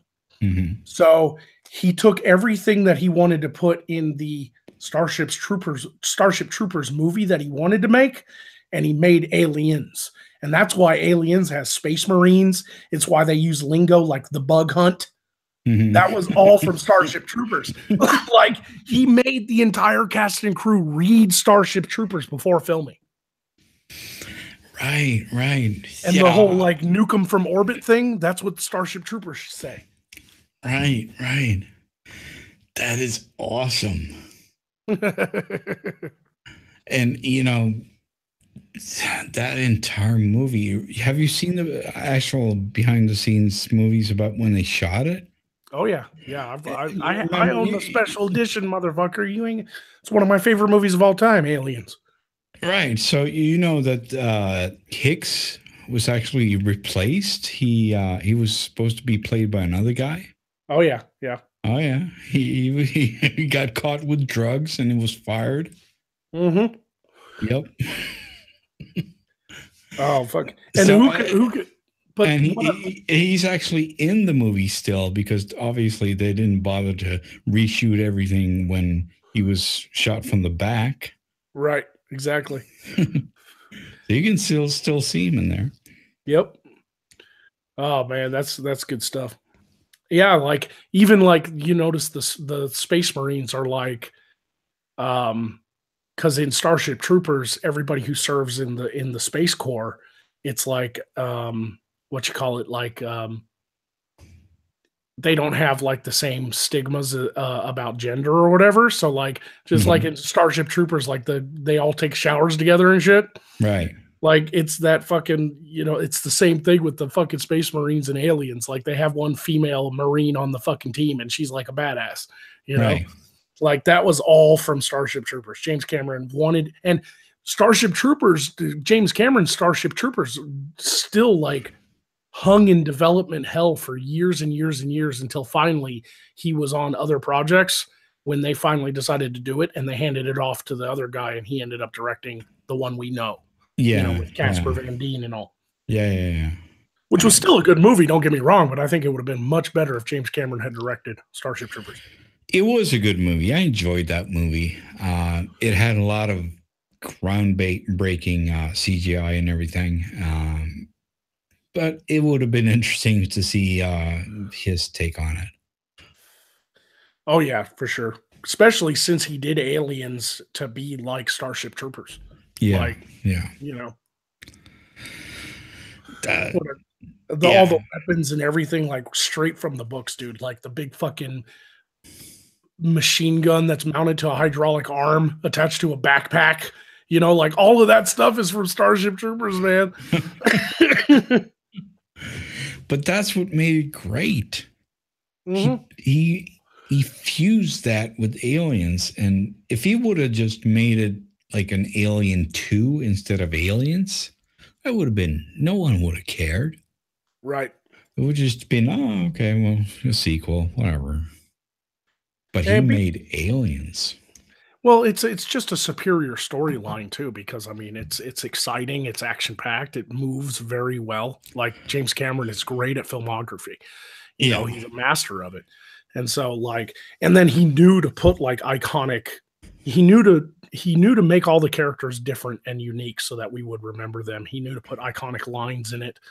Like we're going on a bug hunt, man. That was still in the day. Yeah, and that was still in the days where you could put female characters in there and you knew they were there because it was cool. They weren't there because it was a fucking diversity hire. Yeah, no, exactly. That was before those days. When Vasquez and all those fucking chicks are like, yeah, have you ever been mistaken for a man? No. Have you? It wasn't some fucking feminist throwback line. It was just cool. Everyone loved it. Yeah. Right? Fucking Ripley, man. She gets in that giant fucking yellow cargo moving robot and like, get away from her, you bitch. that wasn't some fucking diversity thing. No. That was just cool. That's what I hate about the modern, like progressive ideology. It's like they'll like some superhero movie will come out with a female character like Wonder Woman, and they'll be like, finally a strong female character lead. And it's like, finally, have you never watched movies, motherfucker? Like, yeah, this has I can name like 10 off the top of my head. This has been going on since before I was born. They were like, oh, it doesn't pass the Bechdel test. Ripley does. Yeah. You think? She don't need no man in that fucking movie. She don't even talk about men. Nowhere in that movie does she talk about men. No, fuck no. She talks about, oh, fuck, we're all going to die. That's what she talks about. Talking about fucking kicking ass.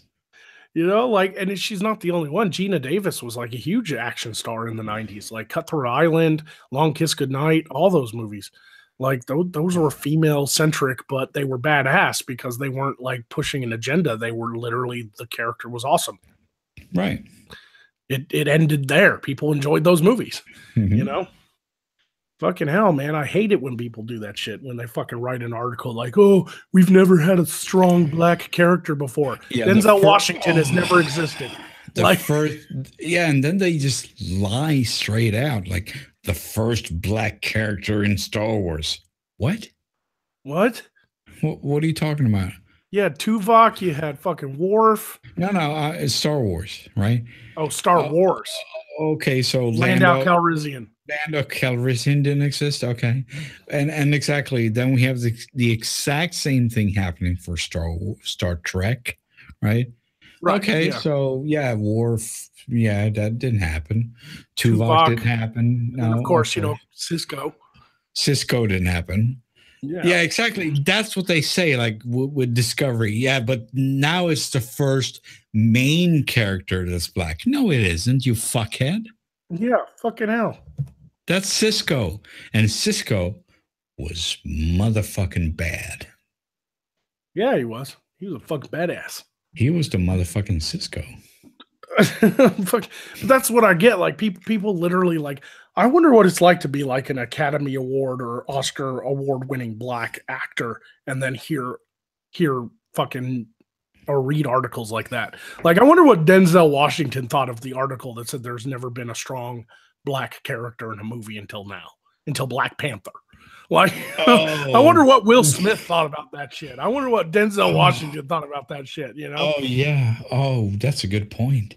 Jesus Christ, those guys got to be like fucking pissed. Yeah, Danny Glover, fucking Lethal Weapon. Yeah, fucking Denzel Washington, all the way back to like, oh god, I remember a movie he did with Russell Crowe called, what was that movie called? Where Russell Crowe was like a computer program, but then the guy like they figured out how to clone computer programs out into the real world. Right, Virtuosity. Virtuosity, yeah. Right, God, that was a great action movie, man. Right, that was fun, and he was like a complicated character. He'd accidentally killed some innocent people, like going after a serial killer. Like it was fucking awesome. That was a cool movie, man. Yeah.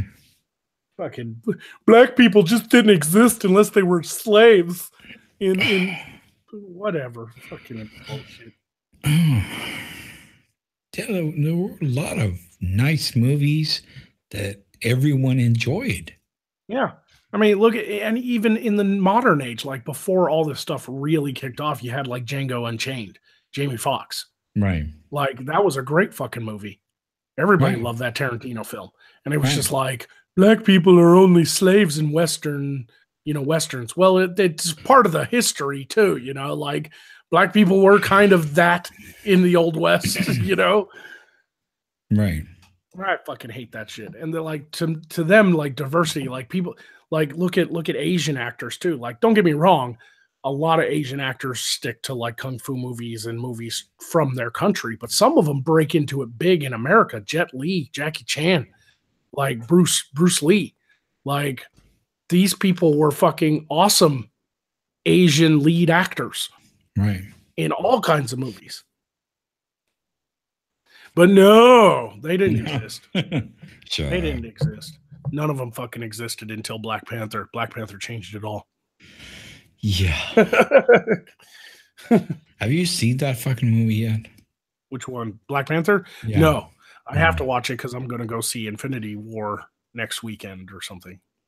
My friends want to see it again, and I was like, I ain't seen it yet. I guess I'll go. Yeah. Yeah, I haven't seen it yet. Yeah, I'll watch it now that it's out and give it a shot. Everybody says it was good, but there are parts of it that are just like, eesh. I thought this was like a positive black movie. These guys are like hooting like apes or something. Like there's actually a scene in the movie where they all hoot like apes. I thought that was racist. Like, yeah, I've heard about that. That's crazy. I'll still watch it though because I do like the Marvel movies. I know you don't, but I enjoy them. They're good Saturday night films. I'm not a geek about it. I don't own a fucking Captain America shield. I don't have toys and shit on my fucking desk. But I do like movies. I like cinema, period. So even if it's like part of the cinematic universe of Marvel, I'll still watch it because there's elements of every Marvel movie that's great. Yeah, you'll watch whatever they shove down your throat. Well, I watch everything. I watch independent films. I watch documentaries. Yeah, you watch whatever they shove down your throat. Yeah, because I love film. That's what it is. Yeah, but I'll watch it. Doesn't mean I won't like it. That's the thing. You'll like it because they'll shove it down your throat and they'll make you like it. Nobody makes me like shit. Yeah, they will. Nope. I judge these movies purely on their own merits. Yeah, watch it and then get back to me and say you didn't like it. You like it. There's been a few that I didn't like. You love it, as a matter of fact. You're just being a dick. Yeah, well, that's me. Hello. No, I there's been some Marvel movies that I didn't like and other people did, and they were like, "How could you not like that movie?" Because I don't fucking care. Like, I judge them all on their own merit. Like, I didn't really care for Iron Man 2. Like, Iron Man 2 and 3 were subpar, in my opinion. Okay. Didn't care for them. I mean, they're okay to watch, whatever. I'll throw them on if they're part of the, Saturday night binge watch or something. But what are you comparing that to, though? What do you mean? Like, compared to what? The first Iron Man. Okay. You got to compare these with their own movies, too, because they're kind of their own thing, Like, and the same with the Netflix Marvel series. Like, I love Daredevil. I love The Punisher. Did not care for Iron Fist. Did not care for Jessica Jones. They were just filler, in my opinion. Especially the last Jessica Jones. Jessica Jones season 2 was like a soap opera. God, it was boring. Right. No, I don't just swallow anything they fucking try to spoon feed me. No, that ain't true at all. I have my favorites, though. Like, I really do. Like, I think Age of Ultron is probably the better Avengers movie out of, really? Out of ones. Yeah, really? I loved Age of Ultron. James Spader, man. Fucking hell. Well, I mean, I would fucking fuck James Spader's in the ass, but God, he was just miscast. I don't think so. I thought he was brilliant, Ultron. He did not play a animated character well, I think. I think he did very well.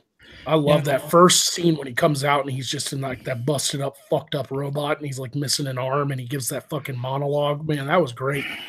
That was fucking great. He's supposed to be fucking the guy from Stargate. I don't know. Well, yeah. I mean, he'll never live that one down. That's a great movie. Yeah. I love that fucking movie. I love the original Stargate, man. I don't know. Him as a bad guy? No, doesn't work for me. He's been bad guys before. Come on. No, he just can't be. I think he can. It's when they step out of their roles like that. Like, I never thought Keanu Reeves would be a good bad guy until I saw The Watcher, and that had James Spader in it as the good guy, the cop. And Keanu Reeves played a fucking serial killer that strangled women with a piano wire and was like creepy as fuck at it. Like, he really surprised me. Like, I like it when actors surprise me. James Spader surprised me as Ultron. Keanu Reeves surprised me as the serial killer in The Watcher. Fucking another one, fucking Heath Ledger surprised me the fuck out of me as Joker. Like, holy fuck, what a performance. Oh, of course. What a performance. Oh my God, that's the performance of his lifetime. It literally is the performance of his lifetime because he died after. Yeah. But even if he didn't, that would still be. Yeah, I think he would have. I mean, they gave him an award for it after his death. They gave him a the fucking Oscar or whatever, or Academy Award. Yeah. But he would have got it regardless. And if he hadn't have died, he would have gone on to do other great things. Because after seeing his acting ability in that movie and being able to go from like the teeny bopper heartthrob from 10 Things I Hate About You to that was an amazing fucking transformation. He was such a method actor.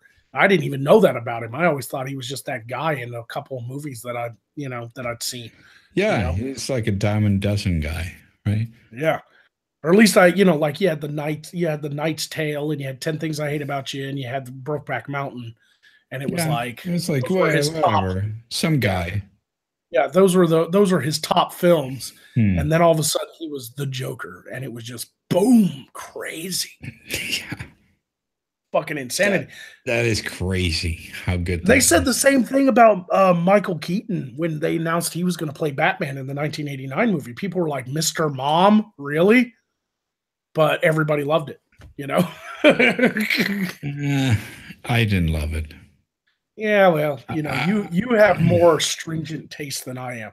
That, and I grew up with that movie. I remember seeing it as like a kid in theaters. Yeah, but you know that there could have been better choices than that.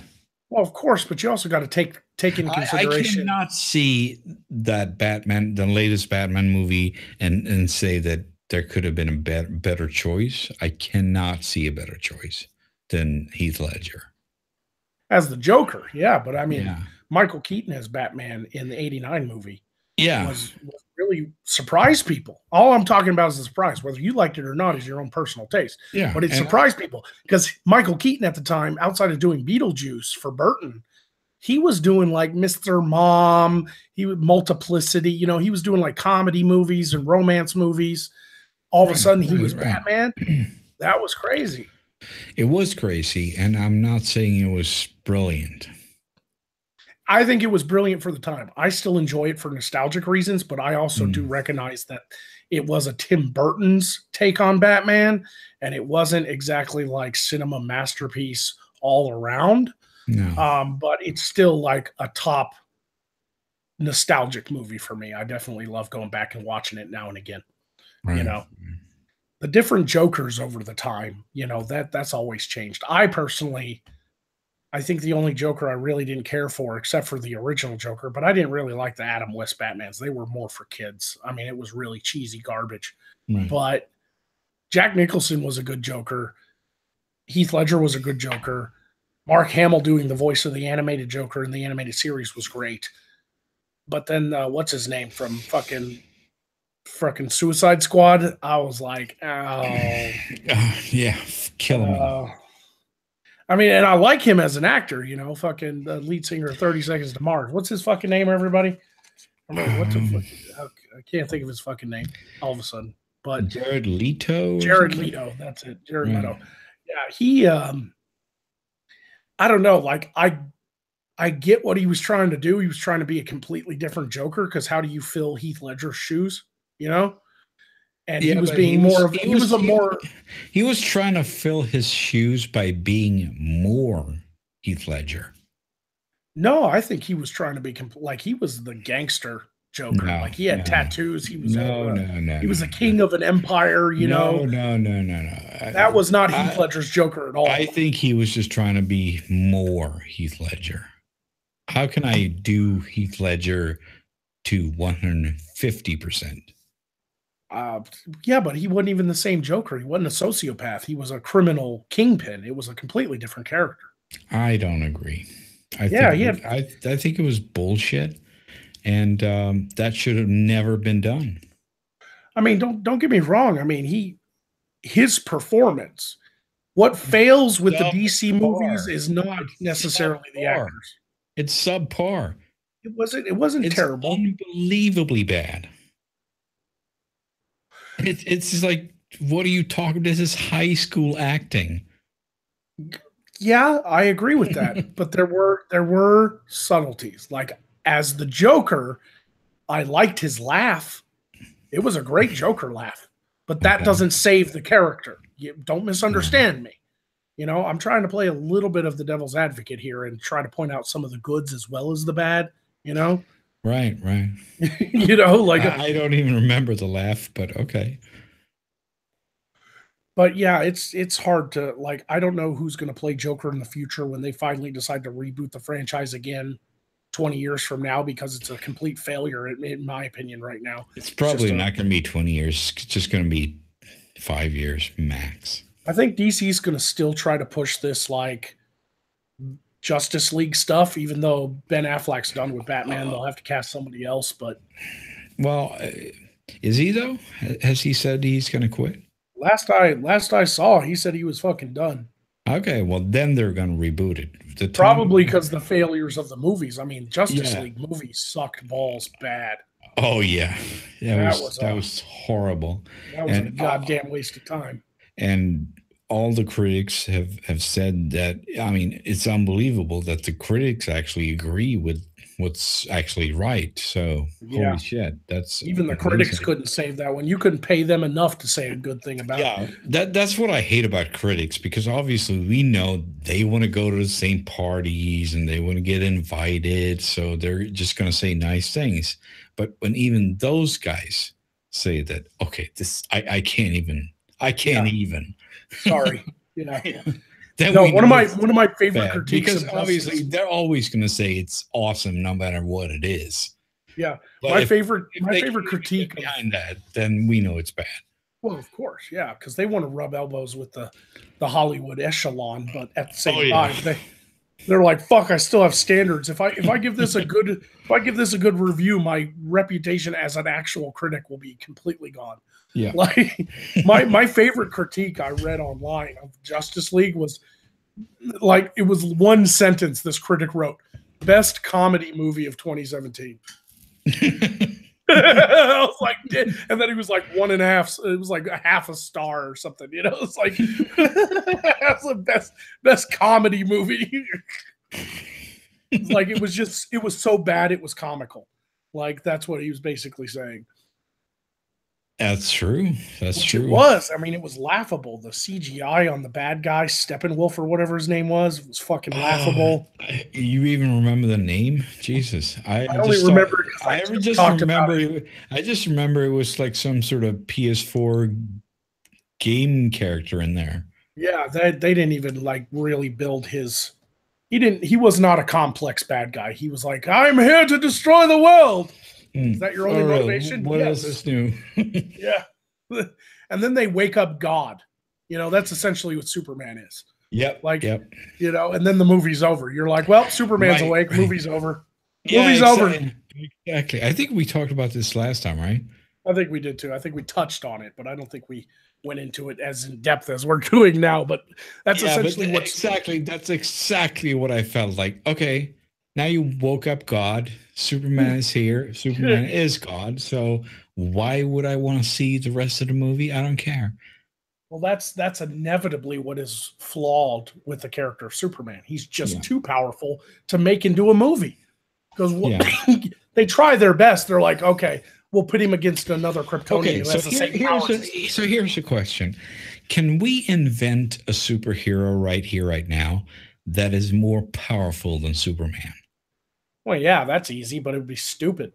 No, but who, you know, I'm just not saying he's God. Here's God. He's obviously more powerful than Superman. I'm saying, can we invent a superhero that is still believable and he's more powerful than Superman?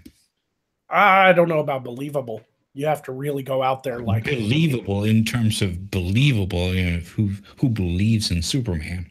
Yeah, you know, like Superman is such an icon of our history. He's been out since what, 1932.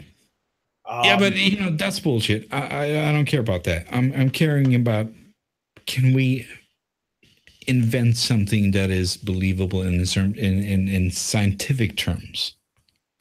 Well, not even he is believable in scientific terms, but let's say he is, because he's an alien. No, he gets all his powers from our golden sun. Okay, not scientific terms, but story terms then. Come on, work with me here.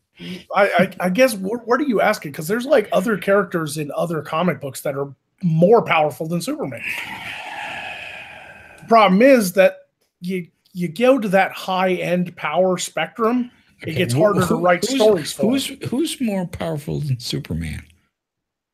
Oh shit, I'd say in the Marvel universe, definitely Phoenix, Silver Surfer, definitely Silver Surfer. He's literally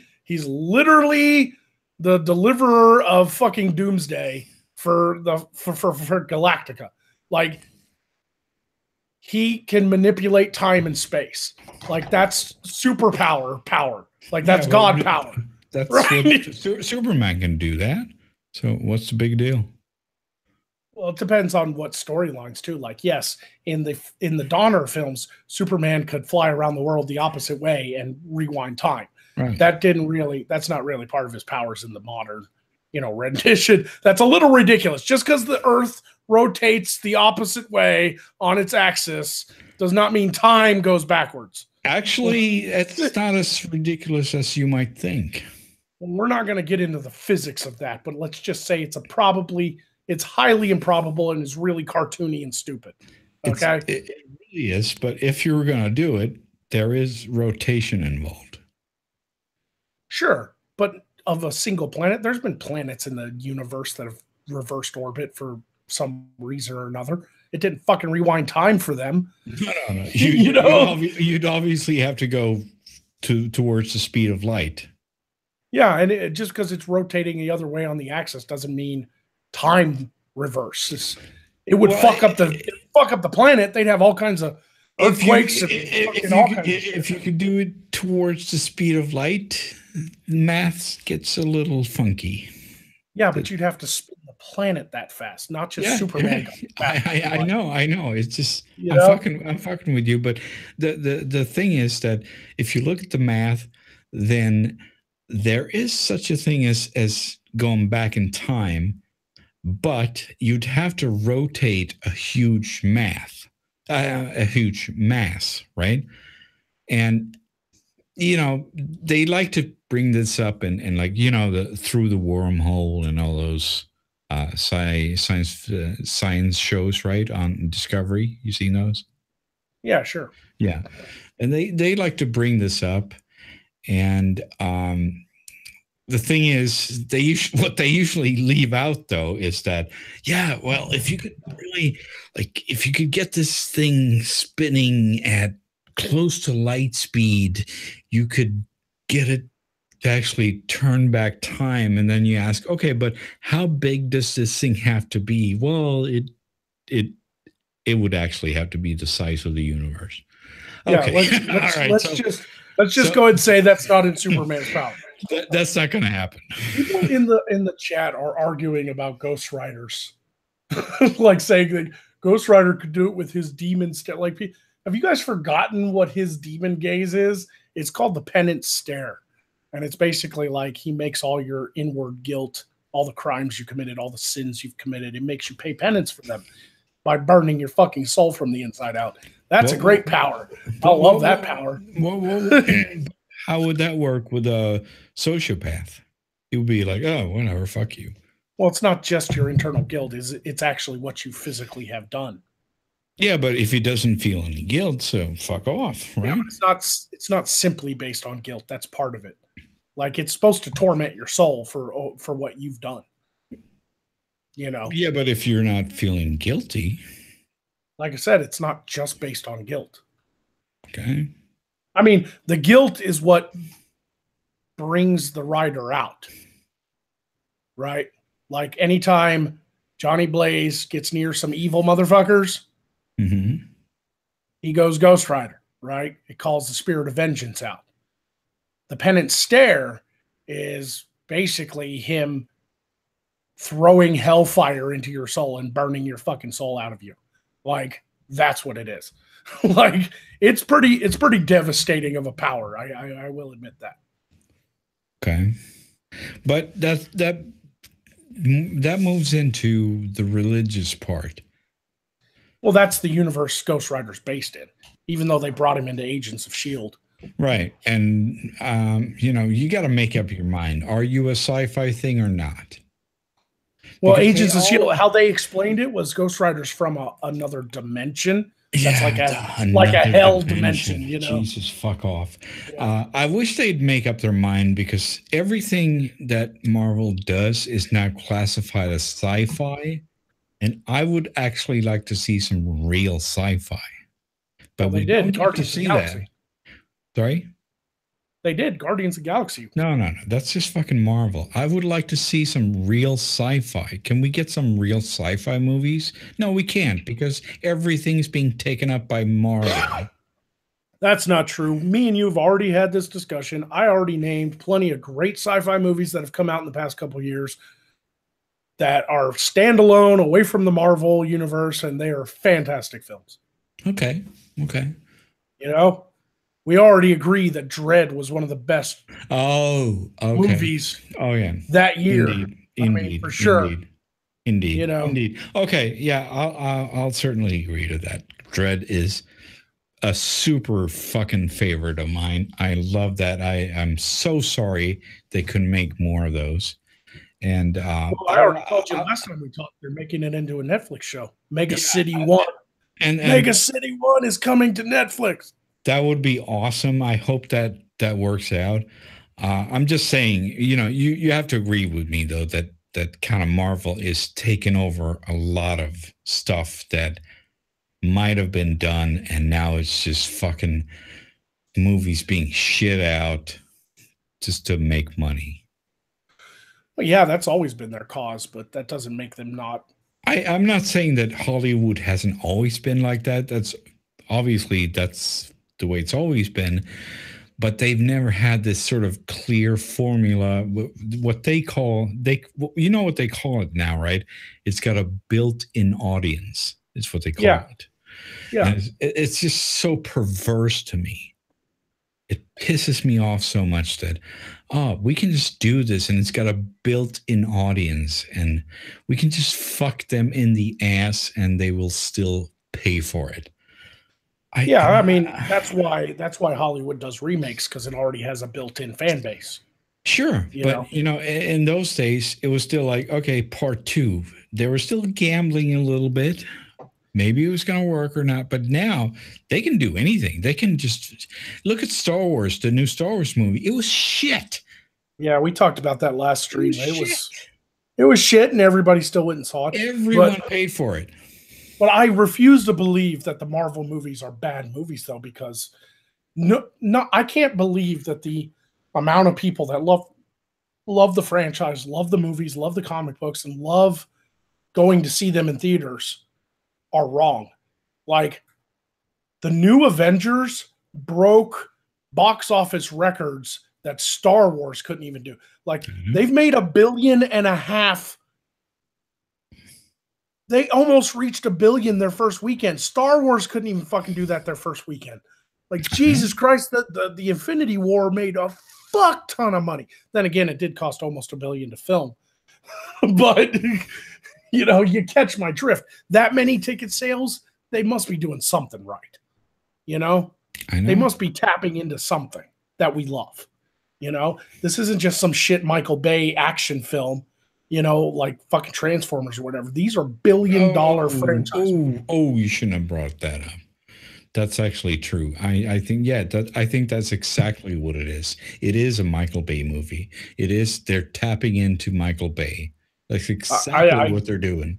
I completely disagree. They're shoving shit down our throat, and they're just Michael Baying it all the way.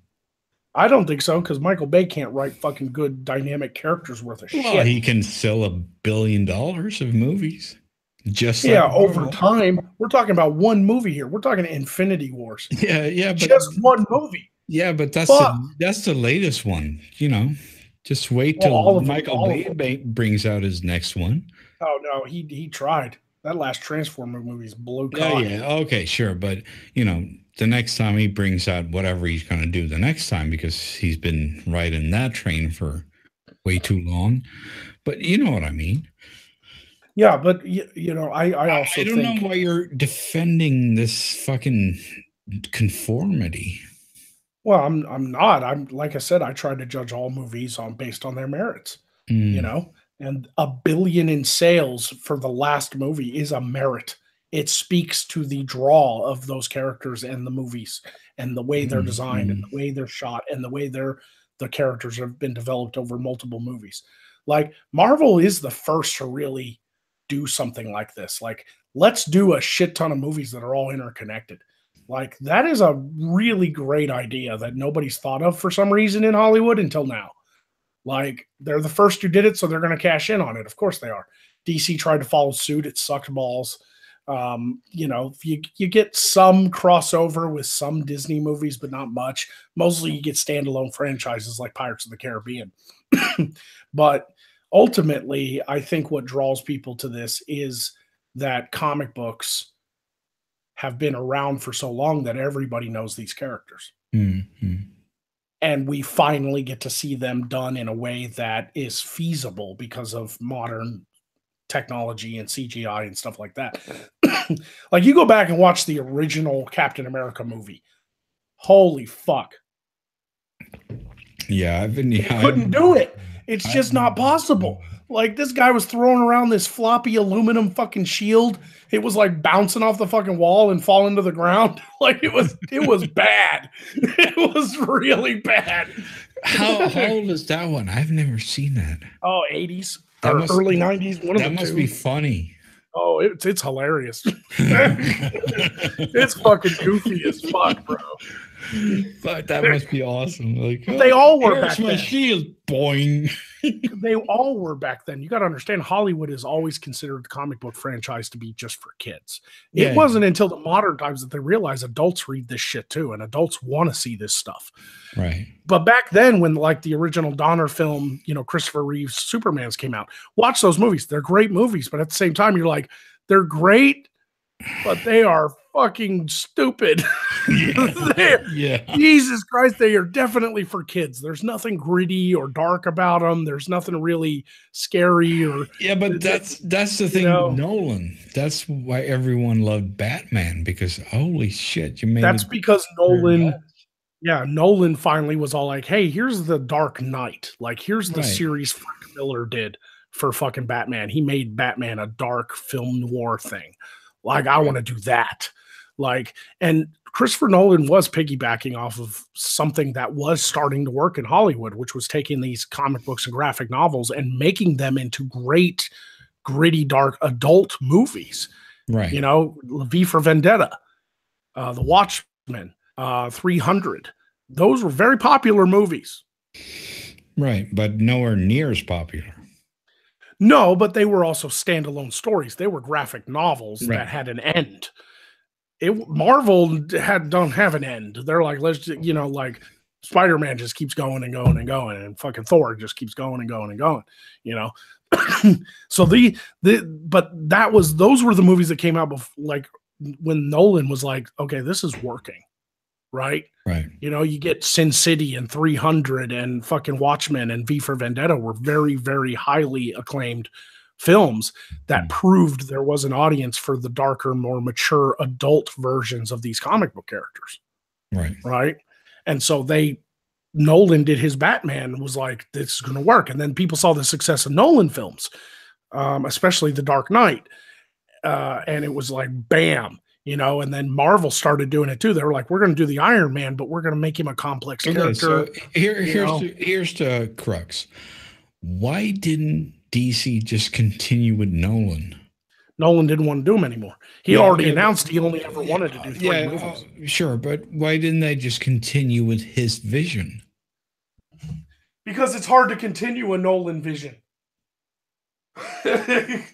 What other director out there? I mean, they tried to get Zack Snyder, who directed 300, to continue it. And not even he could really capture the essence of that vision from Christopher Nolan. I got to get a drink. I can still hear you, but I'm walking away. Right. It's always that long distance call.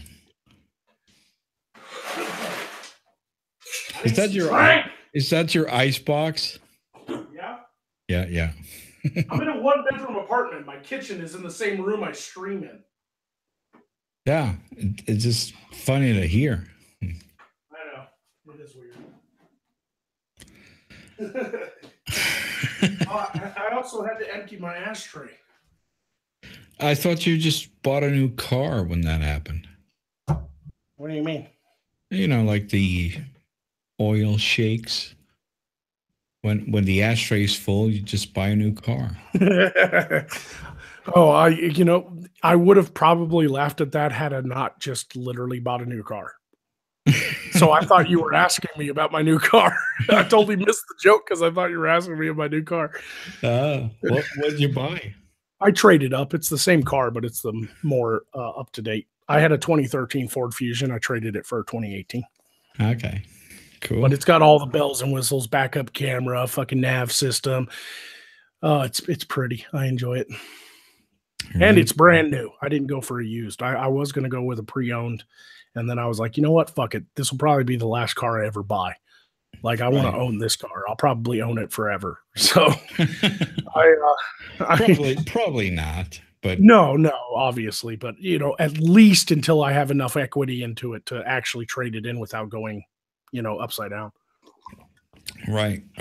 So that's awesome. With rebates and everything, I was able to get the negative equity on my first car down enough to where I was comfortable with the payments.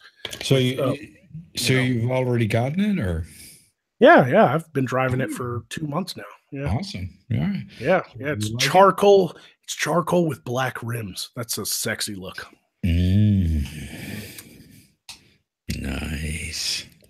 Yeah, my 2013 was black with silver rims, and that's okay. But man, that charcoal, man, that's a sexy paint job. Okay. Oh yeah. Okay. Oh yeah, I like that charcoal, man. I had charcoal before, but now I have black, so I went the other way.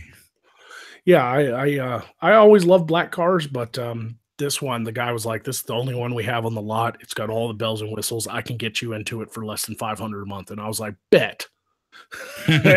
Sure enough, he got me in it. So, right. Yeah, well, I mean that's the way it goes sometimes. Yep. You just gotta make the deal. Oh, for sure. But I love that car, and like I said, I've got some negative equity to pay back into it, but I always end up paying more than what's owed. Like I never pay minimum payments, man. I always pay more, unless I can't afford it, of course. Right. So that's a big part of my life right now. Is now what kind of car is a Fusion? Remind me. It's Ford.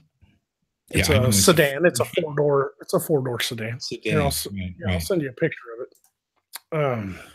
Or I'll screen share so people can see what my car looks like. Right.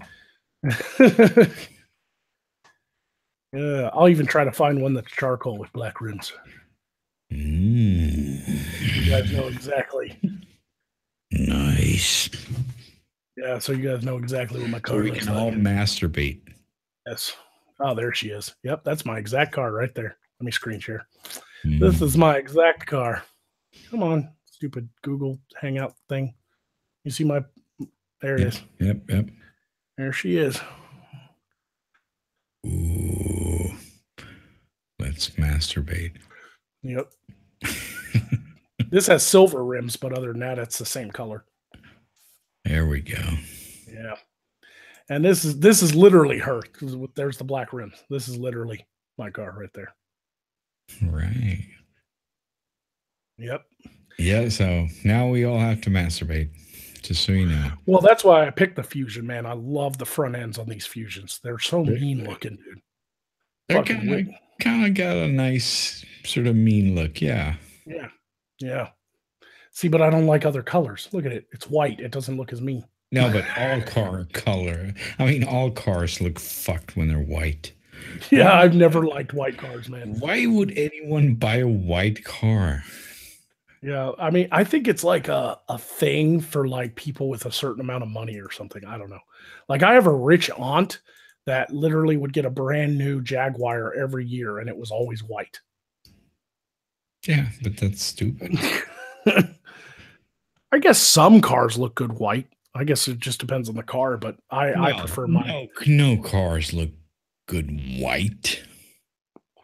I'm sure there's something out there that looks good white. I personally just don't like it. Yeah, maybe that spaceship in 2001. I don't know, man. I've seen a car that always has been white as a standard has been the Corvette. Corvettes have always come either red or white. Okay. Oh, fuck you. I probably had like 12 Corvettes in my life. So no. No, what I'm saying is how they're remembered. Like people, I've always seen white Corvettes. Every fucking Corvette model ever made, and fuck you, white does not exist. What are you talking about? If you have a white Corvette, you should be beaten. Don't get me wrong. I think they're more remembered for being red. Yeah, that's like the classic Corvette should be red. It should. I have seen in my times plenty of Corvette, especially the Stingrays, that are white. Yeah, those guys should be put to death.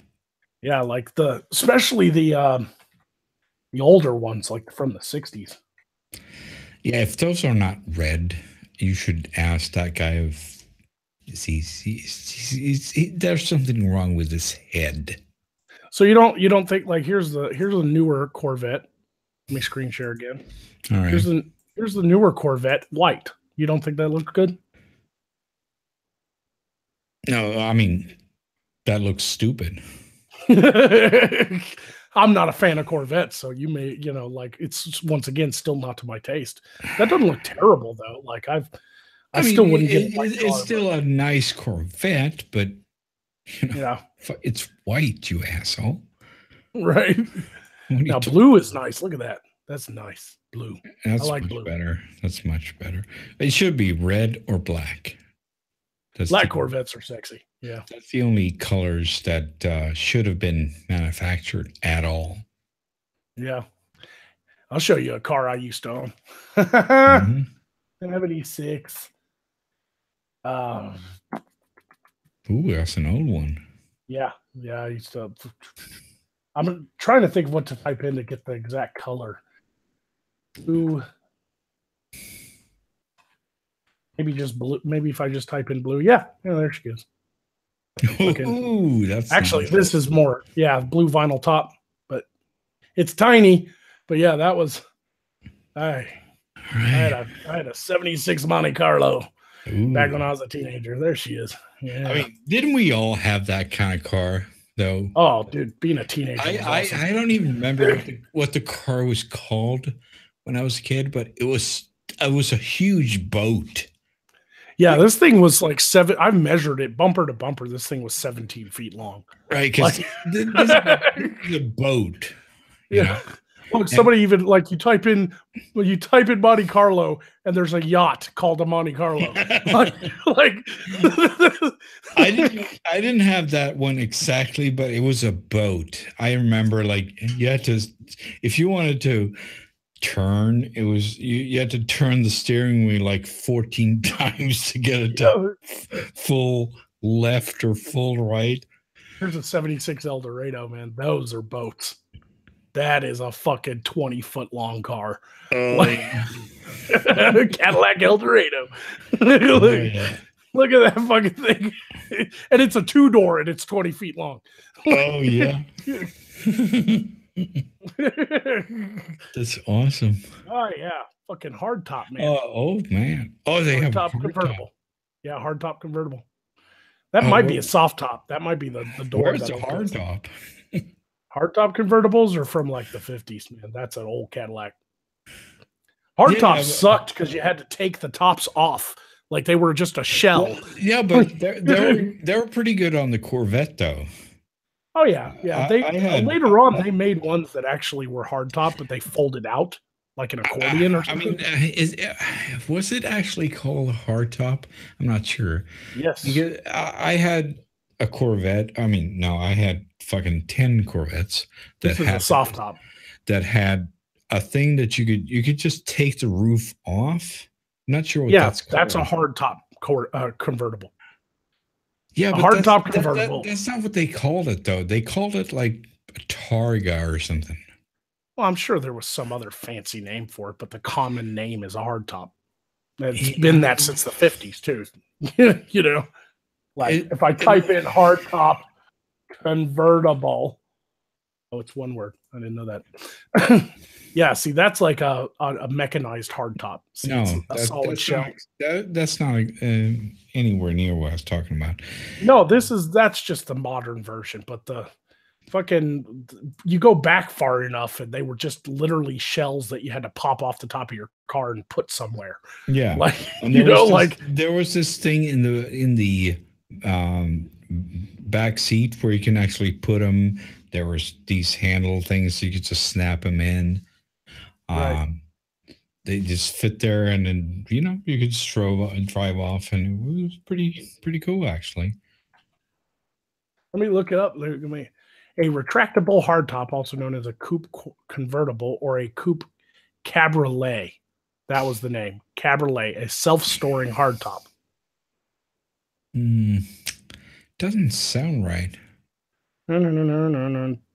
The top may be detachable for separate storing or retractable with the vehicle itself or permanently attached to an auto that is lacking a center side support known as a B-pillar. The term is used to describe such vehicles, principally the last. Hardtops may be either 2-door, 4-door, or lacking a B-pillar altogether. Hardtops tend to be more expensive and collectible than sedan models of the same vehicle.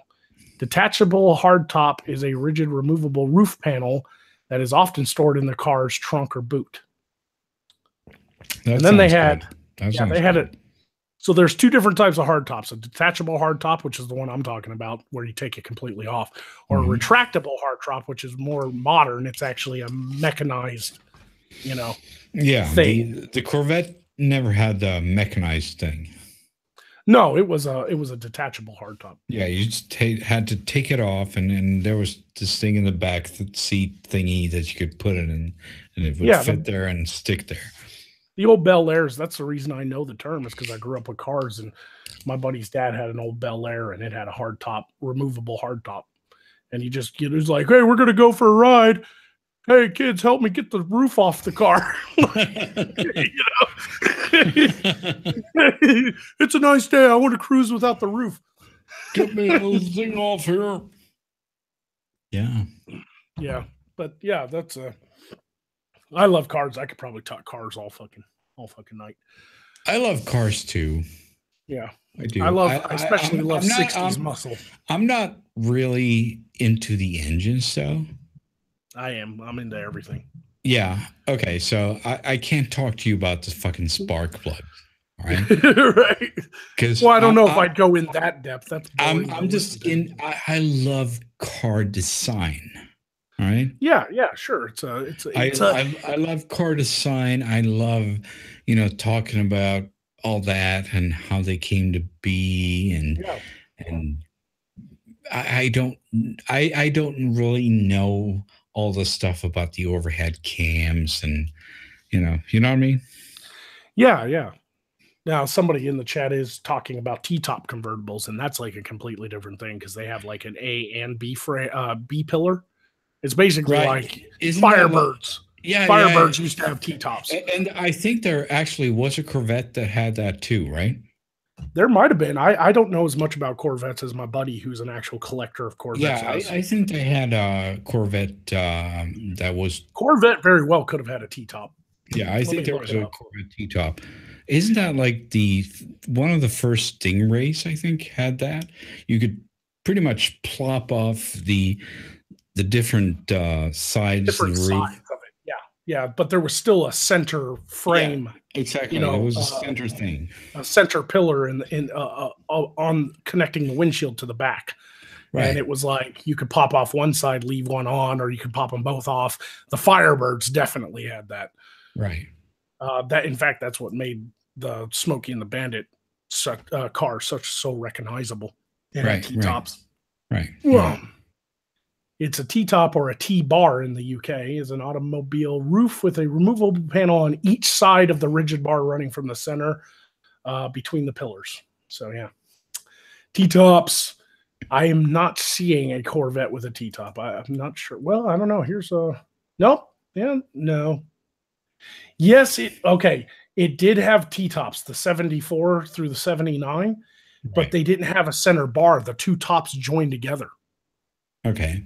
So they joined with the windshield, but there wasn't really a center bar going from the windshield back because they don't really have much of a back. Corvettes kind of hatchback, they don't have a big trunk or anything. Right. So, but yeah, they had T-tops. They just, they connected with each other, kind of put together like a puzzle piece. Right. Because I know my brother had one of those, and I don't remember exactly, but I remember you could take off the roof in panels. Right. Well, that one has a center bar, actually. But what year is this one? Yeah, this is here, let me screen share. This is here's a T-top. 74. And you can see the center bar there. Right. That's a T-top Corvette. So. Okay, well, I was looking at one. There wasn't a T-top. No, that is. I was just saying there's other models where like it literally they join together. See, like this one doesn't have a center bar. See how they like clip together. Right. So it depends on the year, I guess. Yeah, exactly. Different designs. Because I remember my brother having one of those T-top thingies. It's still considered a T-top because you can pull one side off and leave the other one on because they still attach to the windshield. Doesn't matter if it has a center bar or not. But most T-tops have that like center pillar going back to join the T-tops. But definitely the Firebirds. I had a Firebird that had T-top. Yeah, that was kind of the the look of a Firebird. Yeah, the iconic T thingy. Yep. One of the best cars ever made was a, I think had T-tops, or did they have just a soft top? Can't remember. They were just a 2-seater though, so if they had anything, it'd probably just be a hard top removable hard top. But the Shelby Cobra, the 68 Shelby Cobras. Yeah, pull one of those up.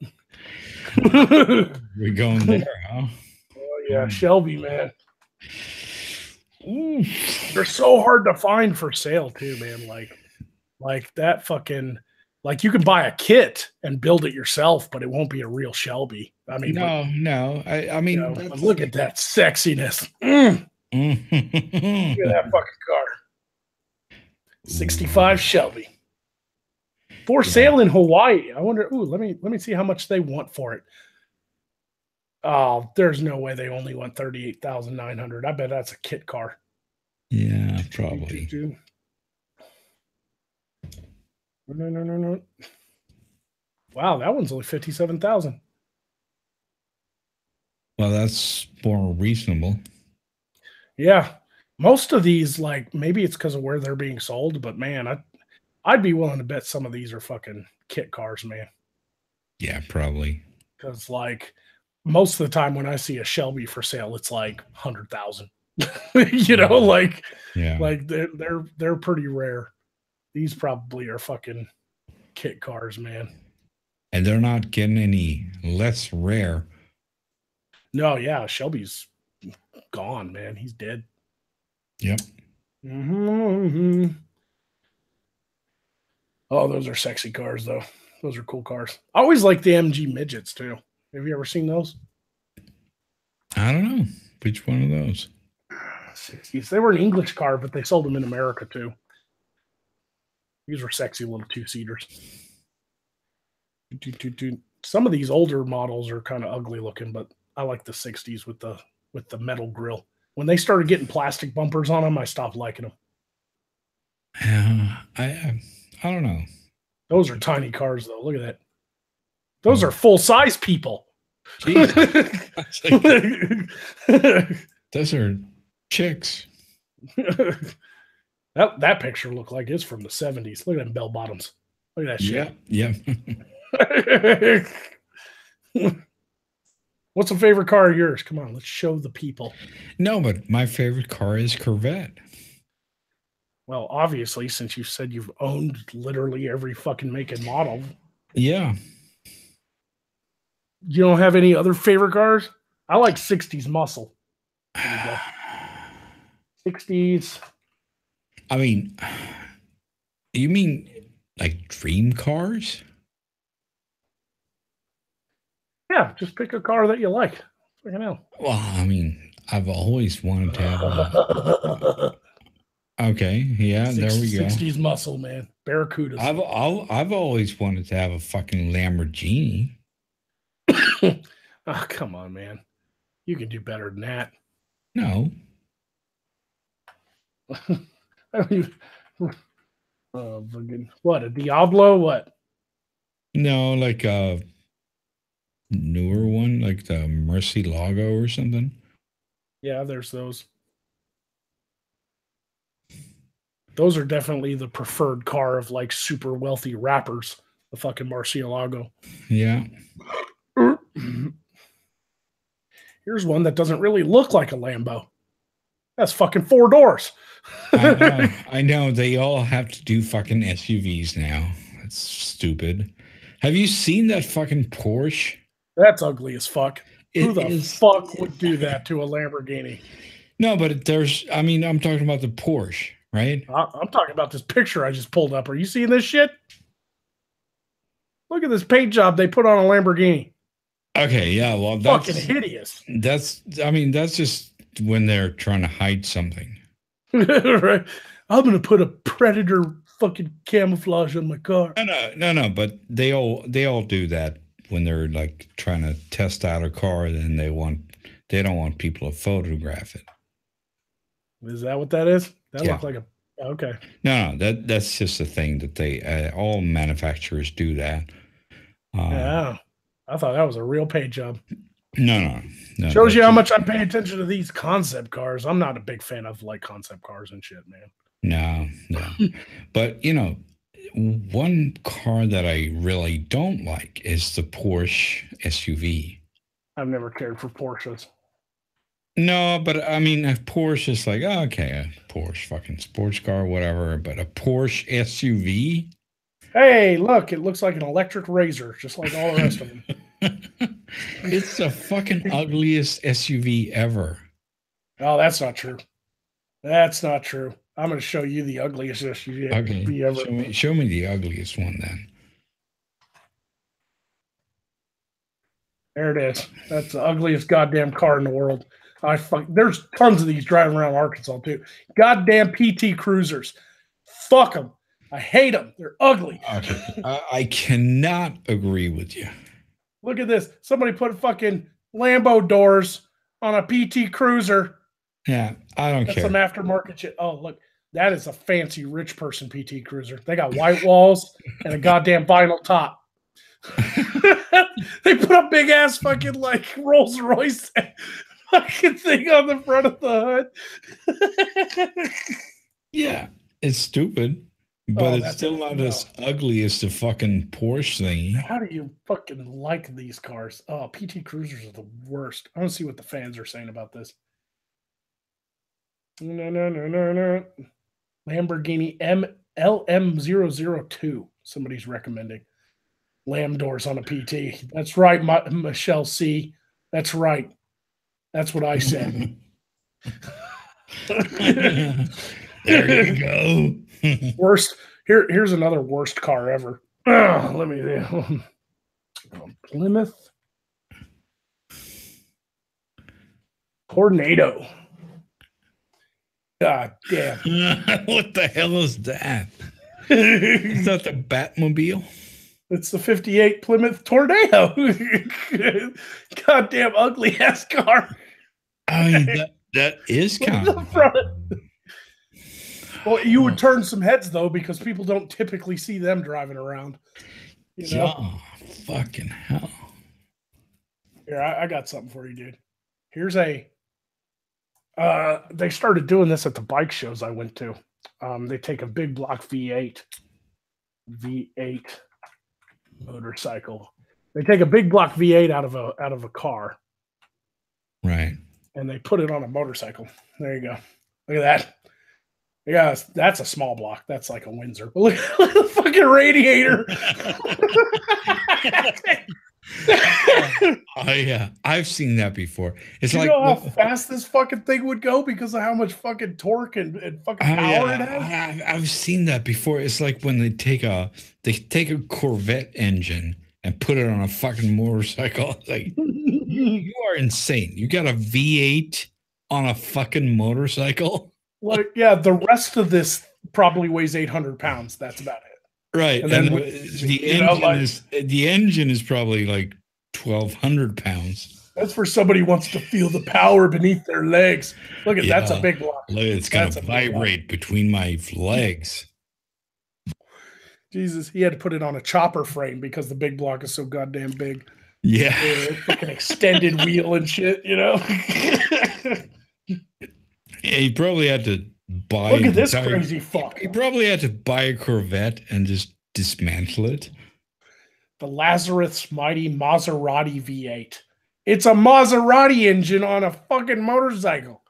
No, it's probably a Corvette engine on a Maserati thingy. God, look, they had to put up. You can't drive it with just one wheel. You fall over. Like you got to put double wheels on both sides. Yeah, and this image is probably like a couple of years old, so they're like looking at Tron, right? Tron Legacy. Look at this shit. This is gonna be awesome, and this movie's gonna be such a hit, and we're gonna be fucking famous. Oh, it wasn't a hit. Oh, it wasn't a hit, but it was a cult. It became a cult classic. I love that movie. But anyway, I love that movie. Somebody actually figured out how to make those wheels. Like, you know, the ones that like, they like they don't have rims. So they're like free floating rims inside like a gyroscopic or gyroscopic. I can't say that word, but it's like a magnetic field or something. Right. It's crazy. Yeah, let me type that in. Tron bike. Look at that shit. Fucking nuts. That's awesome. This guy actually built it. Look, it has no rim. That's cool. That's awesome design of it. I kind of wish I had made the music though. Oh, Daft Punk. Fuck yeah, how you beat Daft Punk in that movie though. Yeah, exactly. Like, fuck the guy who made the motorcycle. I'd like to be the guy who made the music. Oh yeah. That's just me. We just listened to one of those last night. I get together with friends and we play a game where we try to, what we do is we come up with a word. If it's your turn to choose a song, the other two people come up with a word. Then you got to pick a song that matches the two words you were given. You're right. And then we play the music and then we talk or whatever. You know, it's just something we do when we hang out. And one of the songs I played last night was De-Rezzed by Daft Punk from the Tron Legacy. Look, it's a real fucking bike though. Look at that. They fucking no-rimmed it. Look at that. That's cool, man. Fuck. That's a heavy concept thing though, man. You couldn't possibly drive that around on the street all the time. There's no fucking way. I mean, you remember those things they're wearing? They only used to last for 15 minutes, and then they had to get recharged. Yeah, I saw the behind the scenes of that shit, man. That's crazy. Yeah. The fucking batteries on those Tron suits with the LEDs. Exactly.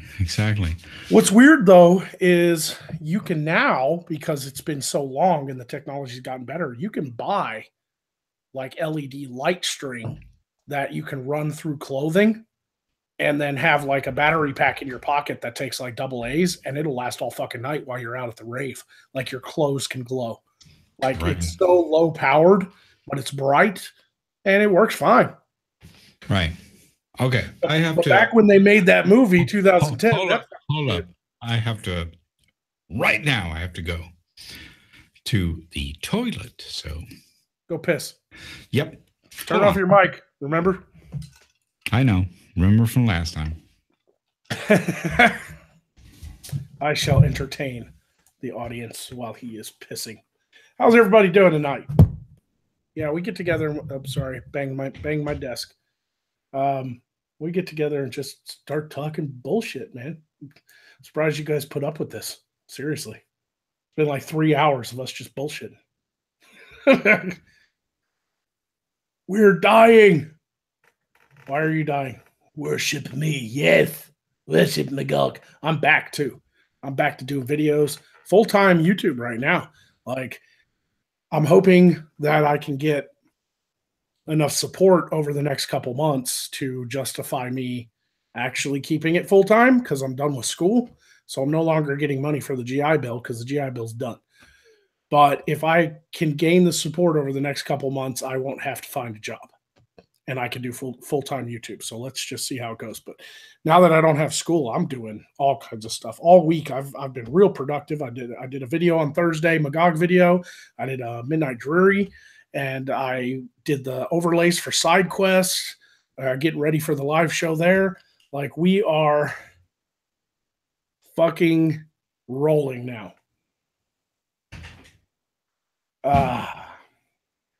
Magog, why are you not loving us? I'm sorry. I get to talking to Undoomed, and I sometimes forget that there are people watching. I'm so sorry. Hey, how you doing? He's back, and he's back. Yep. They're saying in the chat that they are dying from the lack of interaction, the lack of audience interaction. So how about this? How about this? Right. Since we've talked for 3 hours, how about we take questions from the chat before we end? That sounds awesome. Yeah, let's talk to our fans. Let's do that. Right. I just got done explaining to him. Sometimes I get talking to you, man, and I forget that we're live even sometimes. Yeah, pretty much the same for me. Like, it's just you and me talking. Yeah, we just start to click for some reason, and then it just goes. It just goes into all kinds of conversation territories. Yeah, because I guess people don't know this, but me and you, we just have a lot of fun. So Yeah, yeah, man.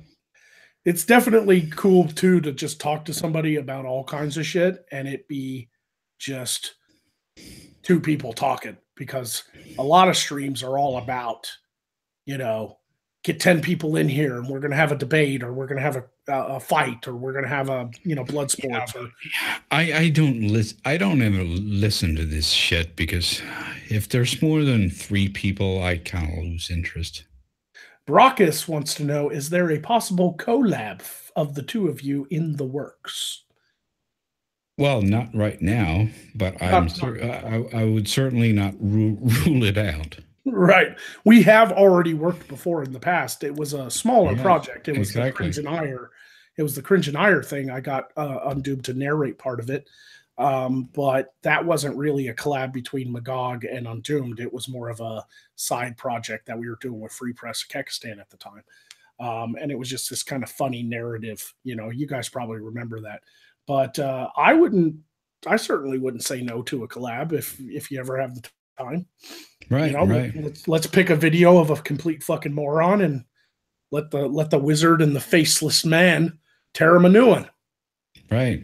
That's certainly something that could happen. We don't have anything planned right now, but it certainly could happen. Yeah. So, yeah. Undoomed. R. Theron is right. Where have you been lately? Well, I've been working.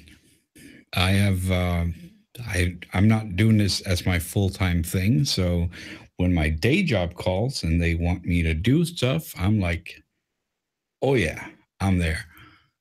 So, yeah, I I just do my day job, and this is not my day job. So there we are. Right. Ah. Now they're all talking about fighting each other or something. Yeah, you've had a busy month. I've had more than a month, and my day job is been really good to me, and I'm very thankful for that. So yeah, I'm really thankful that I just didn't give up all my income and try to be a full-time YouTuber, and I had to be here to sort of beg for money and all that stuff. I'm happy that I can be here and just do my stuff when I have the time, and when I have that time I can do my best and just try to entertain you. Don't expect me to put out a video every time something happens, every time something, every fucking little detail on YouTube happens. But yeah, I'm not going anywhere. I'll still be here. I just don't have the same time right now. So right. I hope that makes sense to you. Fuck your fifis, says Magog. Any progress on property acquisition? Yes, in fact, I have 12 and a half acres of land, and we're getting trees cut down as we speak, and we're going to level out about an acre of it and build a studio. So maybe the next 4 to 6 months, I'll be moving to the studio because it'll also have an apartment in it. And it is going to have a shooting range. Yes, we're carving out 100 yards of trees right down the center of that 12 and a half acres and building a berm with a big dirt pile and cinder blocks behind it so that we can have something to shoot long rifles and also skeet shooting. What's the how's the laws in your state? Like, could you get a minigun? Well, miniguns aren't exactly legal anywhere. Well, unless they were made at a certain year. If they were made well, you can get them in Texas. Yeah, but they have, like I said, they have to be made a certain year. If they were made before like 1987, you can own them. Right. Okay. So you can actually get a minigun if you buy them from someone who got them before 1987. Yeah, if it's a model made before that time, and there's plenty of dealers. It's not going to be a big difference from that one to a new one, right? Well, you can't even buy new ones. See, the thing with the minigun thing is it was made popular by movies like I know. Predator and Terminator. Of course. But stupid weapon. Those guns are not practical for the battlefield. So I know. I know. It's supposed to be mounted. It's supposed to be mounted on a fucking airplane, but right. It's still so cool. I'd like to shoot one. I think that if you shot one that was made before 1987 that was truck mounted or mounted on a tripod, you could have just as much fun, but you're not going to hold that thing on your own. It has to have. No, I think that's the kickback on it would, like, the movies make it look easy because they're big, strong man. It's supposed to. Right. I think that goes without saying, but you would get blown backwards. I would like to do the thing, the thing that they do in Mythbusters when they're on top of a car. It's like truck mounted, and they're just shooting some shit. Yeah, and even the ones that you can buy like legally, they have a slower rate of fire than the gun actually is capable of because of how dangerous they are. Like in the military, no, seriously, when the military uses a Gatling gun, like the fucking Gatling gun, or I say Gatling gun, but the minigun that's on like the AC 135, right, or the AC 130, like the gunship, the C-130 gunship. Like that thing goes, and that's 1,000 rounds right there. Right. Like it's just, that's all it does, and it just destroys everything in its fucking path. Like you can't even have that. So like in Arkansas, we have a law that states if you build the gun yourself, it doesn't have to be registered or anything. Like you own it. Like. So technically, if you got the right parts and you were a machinist and you got the schematics, you could build your own minigun and own it without any kind of legal ramifications, except for the fact that it's fully automatic. And if anybody found out you had it, you might get a visit from ATF because that's federal. But as far as Arkansas is concerned, they don't really care what you own if you build it yourself. Right. Even if you found a minigun built before 1987 and purchased it for probably $100,000 to $150,000, you would still have to register it and get a special license to own it from ATF, from the federal government, because it's fully automatic. So don't get me wrong, Arkansas is pretty lax on gun laws. You can pretty much own anything, but it's not recommended that you just set up a minigun in your backyard and start blowing trees down. The neighbors are going to get concerned. So, I mean, and you could not do it on my 12.5 acres. Even if I had a minigun and you flew out to fire it, you would have to, there would be some bullets would eventually make it through the woods and hit my neighbor's properties. You would need 100 acres of nothingness, to guarantee absolute public safety to fire that fucking thing. I mean, you're talking hundreds of rounds a second just blasting through the woods. I mean, there's going to be rounds go into the neighbors, Right. Magog and Undoomed, what are y'all's favorite firearms? Asks Anti-Hero Broadcast. Minigun? He just likes the minigun. He just wants to. I just want to blast like fucking Terminator. It's such like I have fired a fully automatic truck mounted 50 cal, which isn't a minigun, but it's but you're in the Army. Well, I was in the Air Force, essentially. When I went to Iraq, we had to train on them. So I got to fire the truck mounted 50 cal. I can tell you this. It's like you have an advantage here. I can tell you this. It is one of the funnest things I've ever done, and also one of the least fulfilling fun things I've ever done, because it's so fun, but you blow your wad in almost an instant and you're done. You're out of rounds. Like, that's how fast it's over. Like you're like I'm gonna go fire a minigun today. So you drive an hour to whatever firing range actually owns one and has the license to operate it, and then you pay them money and they set it up for you and they put the chain of rounds in it, and then they give you a fucking lesson on it and everything, and then you put your goggles on and your fucking hearing protection in, and you finally get to grab a hold of that fucking handle and pull the trigger, and it goes, and you're like, woohoo, and you're done. Like that's it. That's the fun. Speaking of guns, my friend, who's a very close friend of mine, in fact, he's pretty much my brother, grew up with him. Might as well be my brother from another mother type of thing. Known him since middle school. He recently got a new firearm that he can't wait to shoot. So he can't wait till my shooting range is done, because he's definitely going to come up on my housewarming once I move in and fire his new gun. Guess what he got at a gun show? He went to a gun show and paid $240 for a goddamn AK-47. Oh my God. With a modified stock. So it's wood, but it has the loop in it. So you don't have to have an actual like handle and trigger. It's got the thumb loop. So you can just hold the fucking stock and put your thumb through the fucking stock. Goddamn AK-47, man. Well, if you're going to be a terrorist, then you got to know your AK-47s.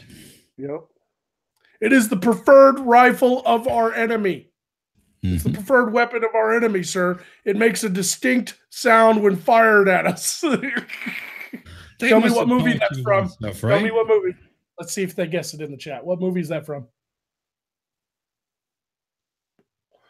Come on, guys. It's the AK-47, the preferred weapon of our enemies. It makes a distinctive sound when fired at us, sir.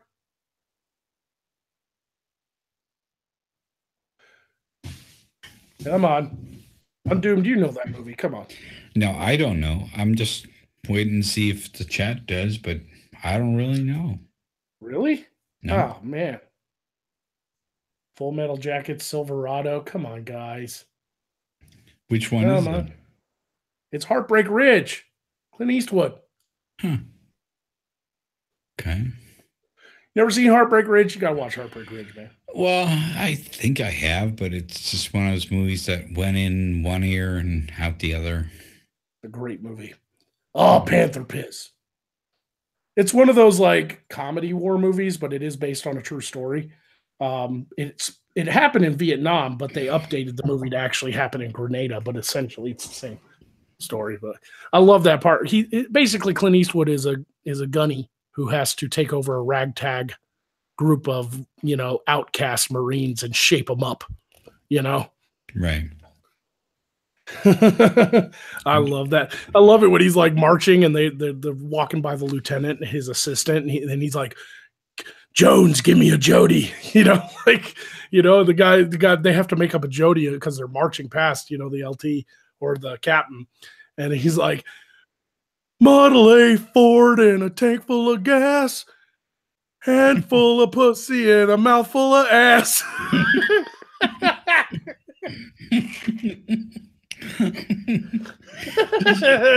Did they make you guys do that in the Air Force? Yeah, we sang Jody's while marching. It helps you keep cadence. Do you have any good ones? Fuck no, I don't remember them. They were all crap. They wouldn't let us do like the really nasty, raunchy Jodies like they used to. They made rules against it. We weren't allowed to march around on base going, fucking singing Jodies about little kids covered in napalm and shit. Those were the good ones. Right. They were all politically correct. No, they were just typical marching Jodies that were forgettable. You just repeat whatever the fucking whatever your TI yelled out, and you just repeat it. But there was one cool point where my fucking TI was like, he's like hip hip hip hip hip hip hip hop. We don't need no education. We were all like, hell yeah, Pink Floyd, and we just repeated it. I used to do like I got in trouble in fucking basic, man. I had a TI And I could do a perfect impression of him because he had such a weird, unique voice. Mm-hmm. And I was so good at it that when he was gone out of the barracks, I would like roll around yelling at the guys as kind of a joke as his voice. And I don't want to say his name on stream because I don't want people to actually find him. I'll never forget him though. But he talked like this. Oh, you fucking asshat. Are you fucking kidding me? Are you kidding me right now? You fucking ass clown, get down and give me 50. I want 50 fucking push-ups right fucking now. Like, that's what he sounded like. So, and every time our dorm chief, you know, the guys be getting loud in the next bay or something. So he'd be like, hey, go, Jeremy, go do the voice. You know, I'm trying not to say his name. His name was Technical Sergeant Ramscock. Like, that's his name. Anyway, so anyway, I'd run over there and be like, "What the hell are you fuckers doing?" And they'd all turn and get all scared and shit because they thought I was really him. One time I was doing that in the bay as a joke, and there was this little box on the wall where they could call down to headquarters. They could call down to the CC, and but what we didn't know is that they could hold the button on the other end and listen to make sure, like, if nobody was up there, they could listen in and see if we were making any kind of trouble. And we didn't know that. So I'm sitting there going, "Hey, you fucking asshats, get down. I want these fucking dorms clean. I want the underneath these beds fucking swept down with your flip-flops." You know, I'm doing the voice. And all of a sudden the box comes on and it's fucking HQ downstairs. And they're like, "Sergeant, could you come down here? Your wife is on the line." And we all like dead fucking quiet.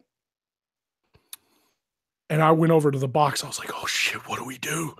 And I didn't know what else to do. So I went over to the box. And, "Yeah, I'll be down in a few after I get these fucking ass hats in shape. Tell her I'll call her back." They're like, "Okay, Sergeant." I thought I got away with it. I figured maybe he'd walk into the headquarters and they'd be like, "Oh, your wife called." And that would be that. Mm-hmm. Nope. Fucking hour later, all of a sudden the door goes and we all like fucking get snapped to attention. And he walks in and goes, "Okay, who's the funny man? Who's the fucking funny man?" He's like, if you don't speak up right now, I'm gonna kill all of you." And I was like, I raised my hand. He was like, "Oh, trainee," I can't say my last name. I don't want to say my last name. Right. "Get your fucking ass to my office." So I go running in there, snap to attention. You know, we got to give reporting statements. Every time we speak, we have to say, "Sir, trainee, so-and-so." You know, my last name is Jones in this story. "Sir, trainee Jones reports as ordered." And he fucking slams the door and he sits behind his desk and he looks at me with these fucking evil eyes. And he's just like, "You like to be a funny man, don't you?" I'm like, "Sir, trainee Jones." And he's like, "No, like me." And I was like, "Sir, I don't He goes, "No, like me." I was like, "Sir, trainee Jones reports as ordered." He's like, "That's pretty fucking good." like, holy shit, sounds just like me. After that, my life in basic was hell. Because we'd be marching. He'd be marching the flight to fucking chow or something. He'd hop, tip, tape, pop. "Boy, I'm getting tired of marching this flight. If only there was someone I knew that sounded just like me." "Trainee Jones, get your fucking ass up here and march this flight to chow." Well, if he accepted you that way, that's kind of cool, right? Right, in a way, yeah. And so I kind of became his favorite, but that also made my life a living hell because he called on me for everything after that. Fucking everything, dude. And he was a crazy motherfucker, dude. Like one time I like woke up in like 4 a.m. because I heard like this shh, shh, shh, and then he'd bump into something. "Oh, fuck. Shh, shh, shh." And I rolled over in my bed and I looked down and he is low crawling through the dorm with like a ghillie suit on and like black makeup on his face. Like he's in combat. And he looked up at me and all I saw was the whites of his eyes. And he goes, "Trainee Jones?" I'm like, "Yes, sir." He goes, It's just a dream. Go back to sleep, or I will kill you. Yes, sir. You know, they play mind games, you know, like he was just low crawling through the dorm and checking the underneaths of the beds to make sure we swept and dusted, you know. Like, it was fucking he was a crazy man. He's a crazy man. I remember mail call, man. Mail call. You can't have certain things like, you know, like you're not allowed to have nudie pictures and things like that, Playboys and stuff like that. So they go through our mail. And you fucking pull out this calendar of like this, like some dude's grandma or grandpa sent him a fucking nudie calendar in the mail. And he was just like, who the fuck sends this shit to someone in basic training? What the fuck? He's like, you can't have this offensive material in the dorms. And then he kicks up and he puts his feet up on the desk and he opens up the fucking calendar and he's like, oh, I'm about to lose my military bearing up in here. Oh. And then he goes, you guys offend easily? And we're like, no, sir. And he flipped it around. He's like, look at the tits on that.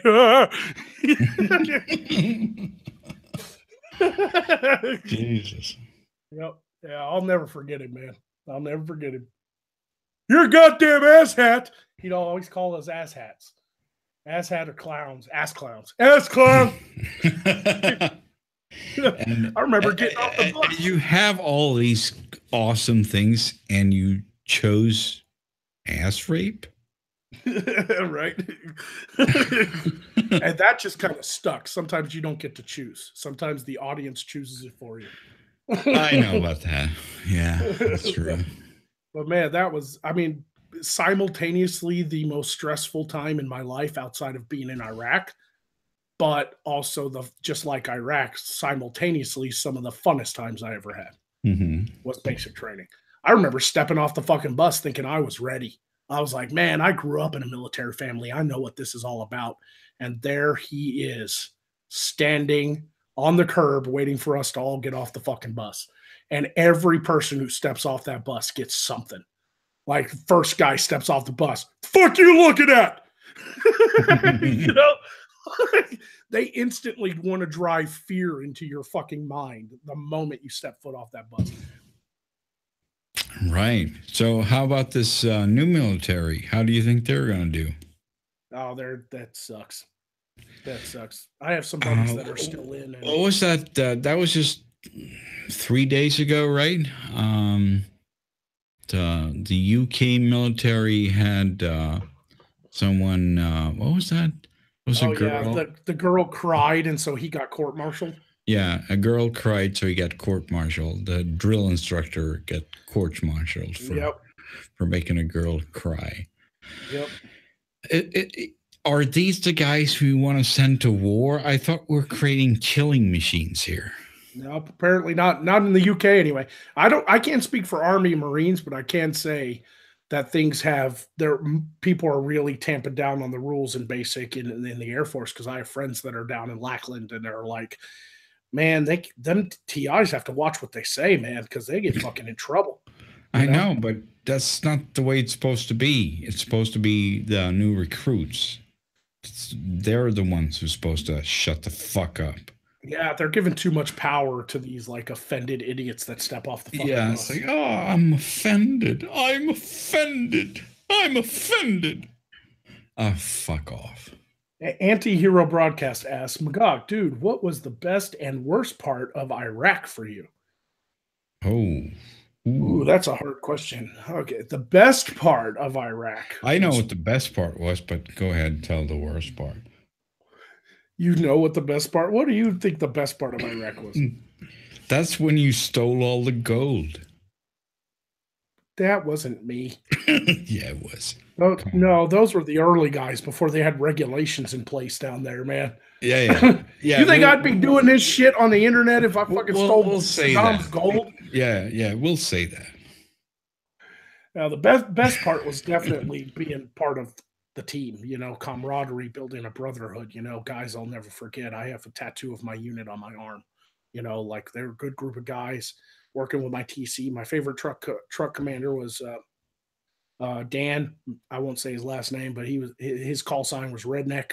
He was the maintenance, and I drove the maintenance bob for him. I did 30 missions, probably about 16 or 17 with him, or 12 with him.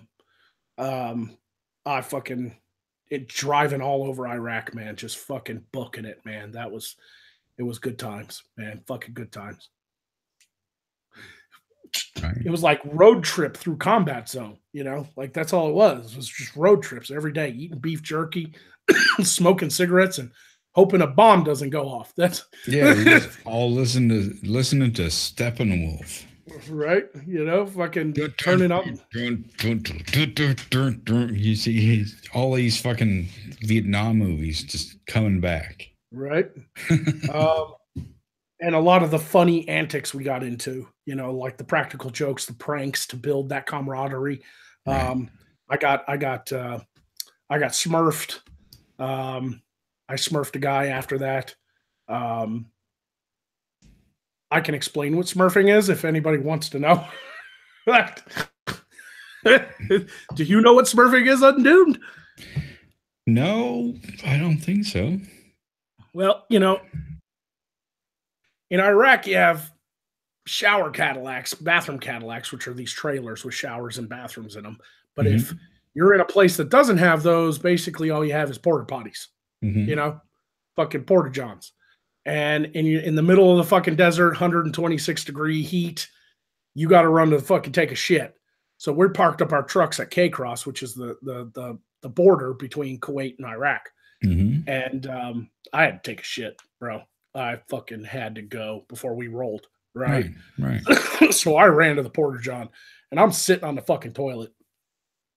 And porta johns have like this blue water, right, filled with shit, you know, because people taking shits in it. Right. And then they have this tube that goes up to the top of the fucking porta john to let the fucking fumes out, you know.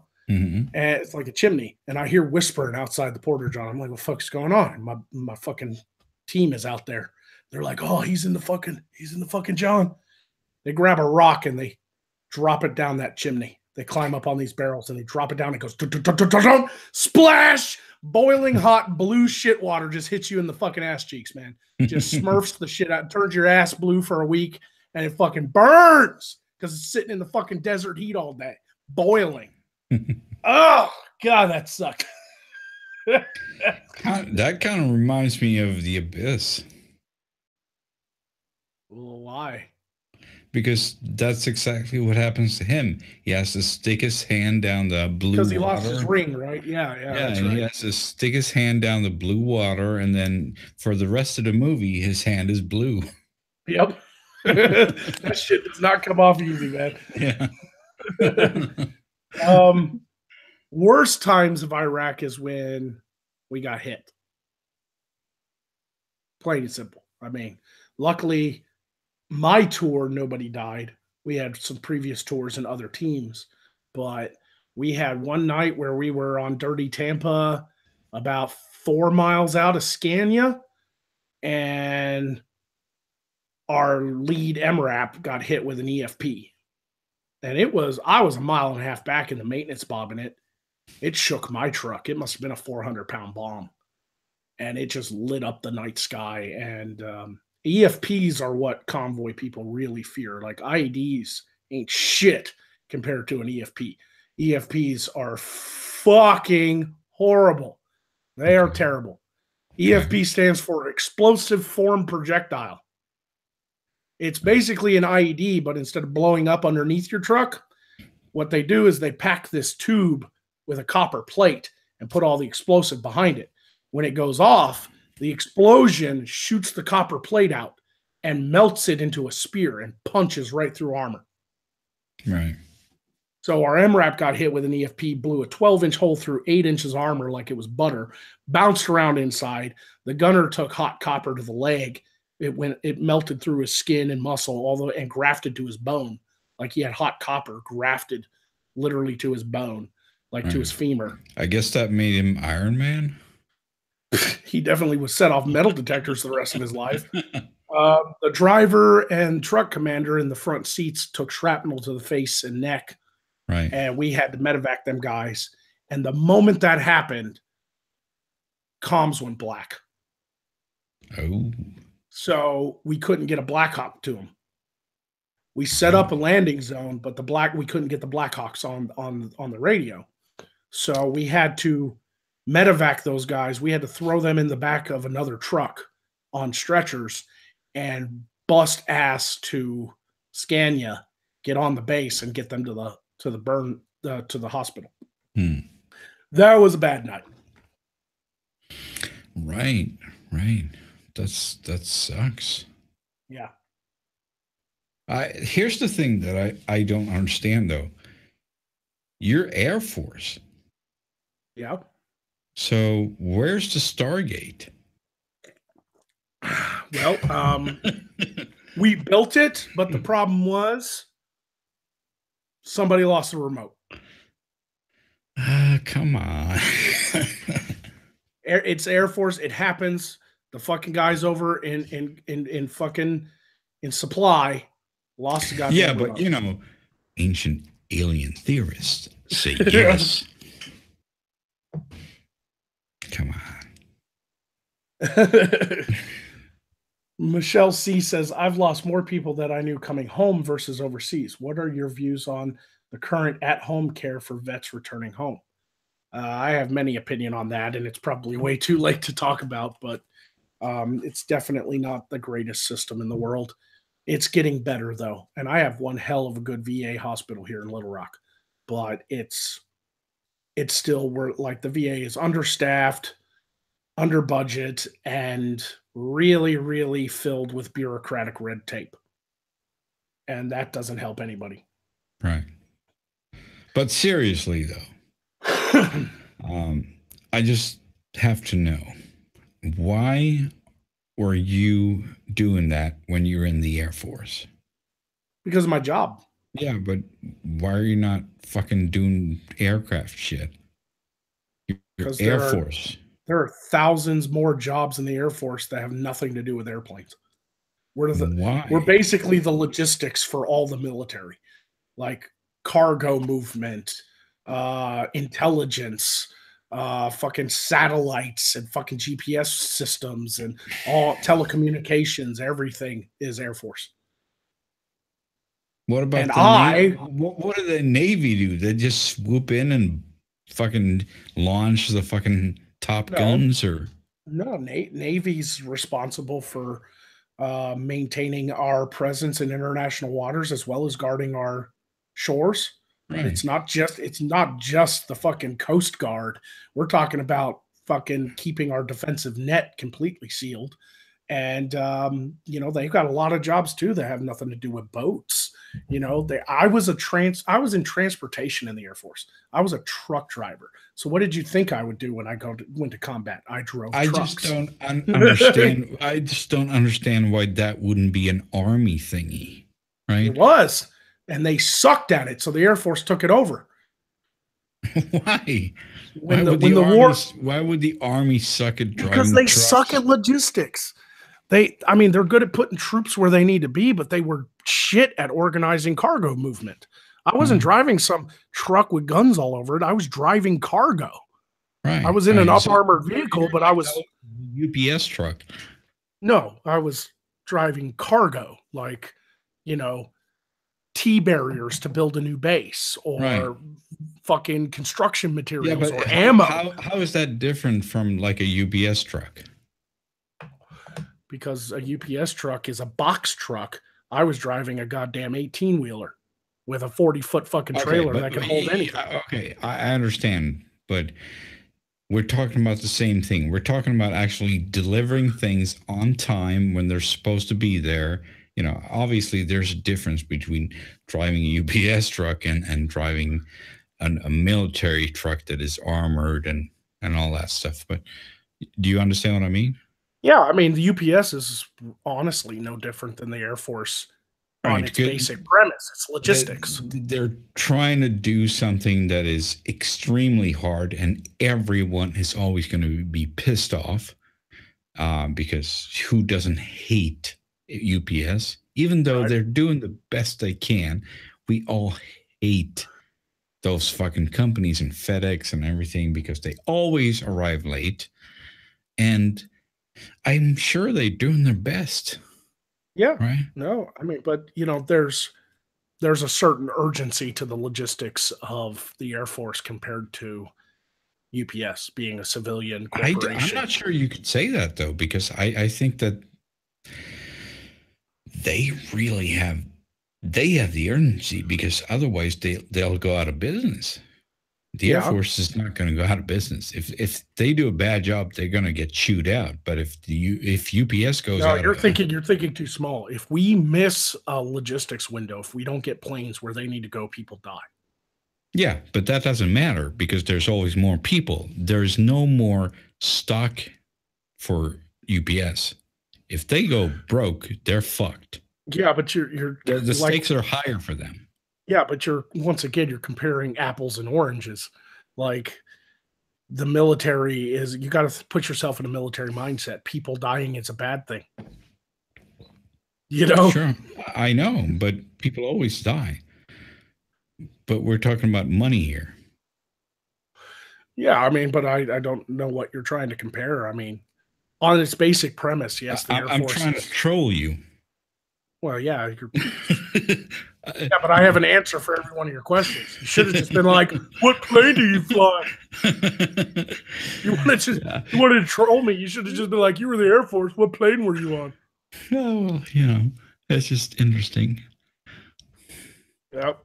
No, I was transportation vehicle. But there is a certain amount of truth in that, though, because I do think that I really hate UPS.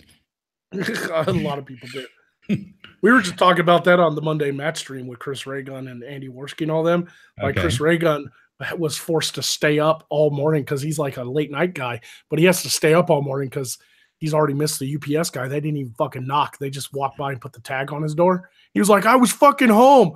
You know, it's like, you got to catch these guys, like, because they know they don't fucking knock. I know that happened. That happened just last week to me too. But fortunately, they called back. So that was awesome. Or they leave that thing where it's like, we'll be back at this time tomorrow, or you can come pick it up at a location or something. Like, they'll leave that thing on your door. They come back up to 3 times, and then after that, you got to pick it up at the distribution center. Right. No, but these guys, they just called, and I was like, oh fuck, I missed a call. I was on a shitter or something, right? And then they called again. I picked it up. It feels like you've seen Jesus when you pick up a UPS call, because oh my God, you know that if you didn't, you'd have to fucking go somewhere in the middle of nowhere where you probably get robbed and your car is going to get stolen, whatever. Right.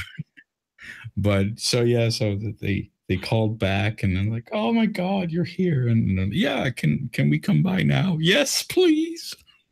So they came maybe it's different by region, because I've never really had a problem with UPS in Arkansas, but maybe that's because they don't have to worry about shit like that. People are genuinely nice in Arkansas and don't fuck with trucks or anything. And the guys can just walk up and knock on the door and just be like, hey, package here.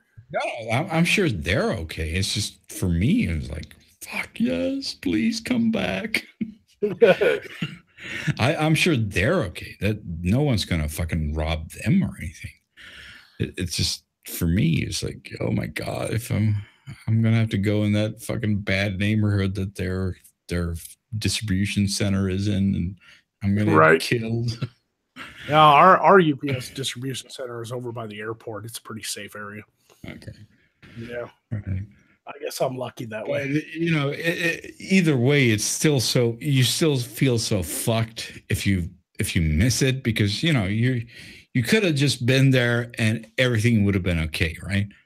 Right. And you missed it. But this time I missed it, and then they came back, and I was like, oh, I'm so happy. Thank you. Thank you. You came back. You came back for me. Like those, you know, never leave a man behind. You're like the Marines. That's awesome. Yeah, I like it when they come back. I ordered a fucking battle axe as a prop, and it got delivered by UPS. and there was a picture of the battle axe on the box, so the guy knew what was in it. Right. Okay. Don't open this when I'm here. And he fucking knocked on my door, and I opened it up, and he was like, "Hey, can I get your signature?" And I signed it. He handed it to me, and then he looked at me. He was like, "Viking up, man," and then like walked away. I was like, "Hell yeah!" And he was black too, so that was even cooler. He was a black Viking. Black Vikings. I mean, we've seen that they had black Vikings from that Viking series, right? Yeah, obviously. Yeah. Right. Historical accuracy is important. Right. That was a nice series. I like that Viking. Yeah, I did. That was based on a real fucking person too. Ragnar Lothbrok. Is that a real person? Really? Yeah, he was the greatest king of the Vikings. Really? He conquered many nations. Wow. Yep. Is he like the forefather of Sweden then? I don't know if Sweden or the Netherlands or something, but yeah. Netherlands didn't have any Vikings. Ragnar Lothbrok. No, Netherlands didn't. Netherlands didn't have any Vikings. Come on. Yeah. He was Danish and Swedish, Viking hero and ruler known for the Viking age of Old Norse poetry and sagas. Where did you get the Netherlands from? I don't know. I just said it. Okay. Netherlands. Oh, yeah. Gouda cheese. That's kind of good. Yeah, he led the great heathen army. It's said to have been led by the sons of Ragnar Lothbrok to wreak revenge. I thought that was just something. It didn't really sound Swedish, so it was like I thought that was just something they made up in Hollywood. That name. Nope, he was a real person. Really? That's awesome. Ragnar Lothbrok. Fuck, that doesn't sound Swedish at all. That's because they weren't Swedish back then. They were fucking bands of fucking savages. Yeah, but they, whatever. They were proto-Swedes, right? Yeah, they were before that. Yeah, that's when you put in the word. We're talking about literally the time. We're literally talking about the time when England wasn't England. It was like 4 different kingdoms. So there were proto-English and proto-Vikings and proto-Swedes, right? Yeah, it was the Anglo-Saxon times, man. We're talking about like England's most powerful kingdom was Northumbria. Like we're talking about fucking Albion. It was like long before the fucking English called it England. Yeah. I mean, English. I mean, that word is from Anglia. Yeah, of course. So that's kind of like if you didn't have that French English swap, that never would have happened. Yeah, Aelia of Northumbria, who supposedly executed Ragnar in 865 by casting him into a pit full of snakes. The great heathen army was organized and led by the brothers Ivar the Boneless, Uba, Bjorn Ironside, Hivitsirk, and Sigurd Snake in the Eye. Those are some fucking names right there. Those are some fucking... Sigurd Snake in the Eye, Bjorn Ironside, and Ivar the Boneless. The fuck is that? I know Ivar the Boneless was one of his sons. He was... They called him that because he was born with like slightly deformed legs or something. So they describe him as lacking bones, and people think that he actually had osteogenesis imperfecta, which is known to cause the body to appear to have an imperfect bone formations. So couldn't he just been like slightly malformed? Yeah, he was, but you earn a name, They called him Ivar the Boneless.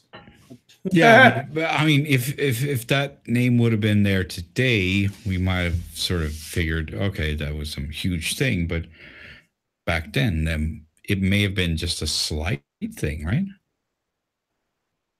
Well, he ended up being a ruler because he was Ragnar's son, so I guess it didn't matter. Yeah, exactly. So maybe it was just a slight thing. Today it would have been a huge thing, but maybe back then, wasn't such a big deal. Yeah, but we're talking He basically conquered Sweden, Denmark. He constantly attacked England and France, the Franks. Mhm. And essentially both Sweden and Denmark had kings that could trace their bloodline to Ragnar Lothbrok. So yeah, Ragnar Lothbrok was like the king, the first king of like Denmark and Sweden. Right. Yeah. So yeah, that there's a reason why Vikings, it's a good show and it's mixed with a little, Hollywood embellishment, but there is a reason it's on the History Channel. It still had to be based on some sort of reality in order to be on the History Channel. It's kind of weird because they don't look like Vikings. Well, what do you think Vikings look like? Yeah, exactly. Right? They don't look like it because, Vikings supposed to have like the horns and shit. No, that's a fucking comic book. In fact, they've long proven that Viking armor was. I know, but they didn't have horns. I know they still kind of don't look like Vikings. I think they do. They don't even look like Thor. I think they do. They're all pretty. They're all pretty. They're all pretty fucking blonde and blue-eyed and fucking tall and shit. Yeah, they're all pretty. Benedict, a new article out. Benedict Cumberbatch will only accept work if his female co-stars get equal pay. Congratulations. Okay, well, good for you, I guess. All right. What can we say? It's his money, right? Yeah. I mean, do what he wants. Yeah, we can't say that he's not allowed to do whatever he wants, but okay. So you're saying that if Nicki Minaj shows up in your next video or film, you're just going to hand over the same amount of money to her because, yeah, she's a woman and obviously she's not going to draw any fucking moviegoer, but you are. But yeah, I'm going to pay you because you're a woman. They bitch and moan about equal pay, but they don't realize that some people make less money because they're less well known or they're less popular or they don't work as much or they didn't have as good an agent negotiating their contract. There's all these other fucking reasons. Of course. I mean, holy shit, if it was like what was her name?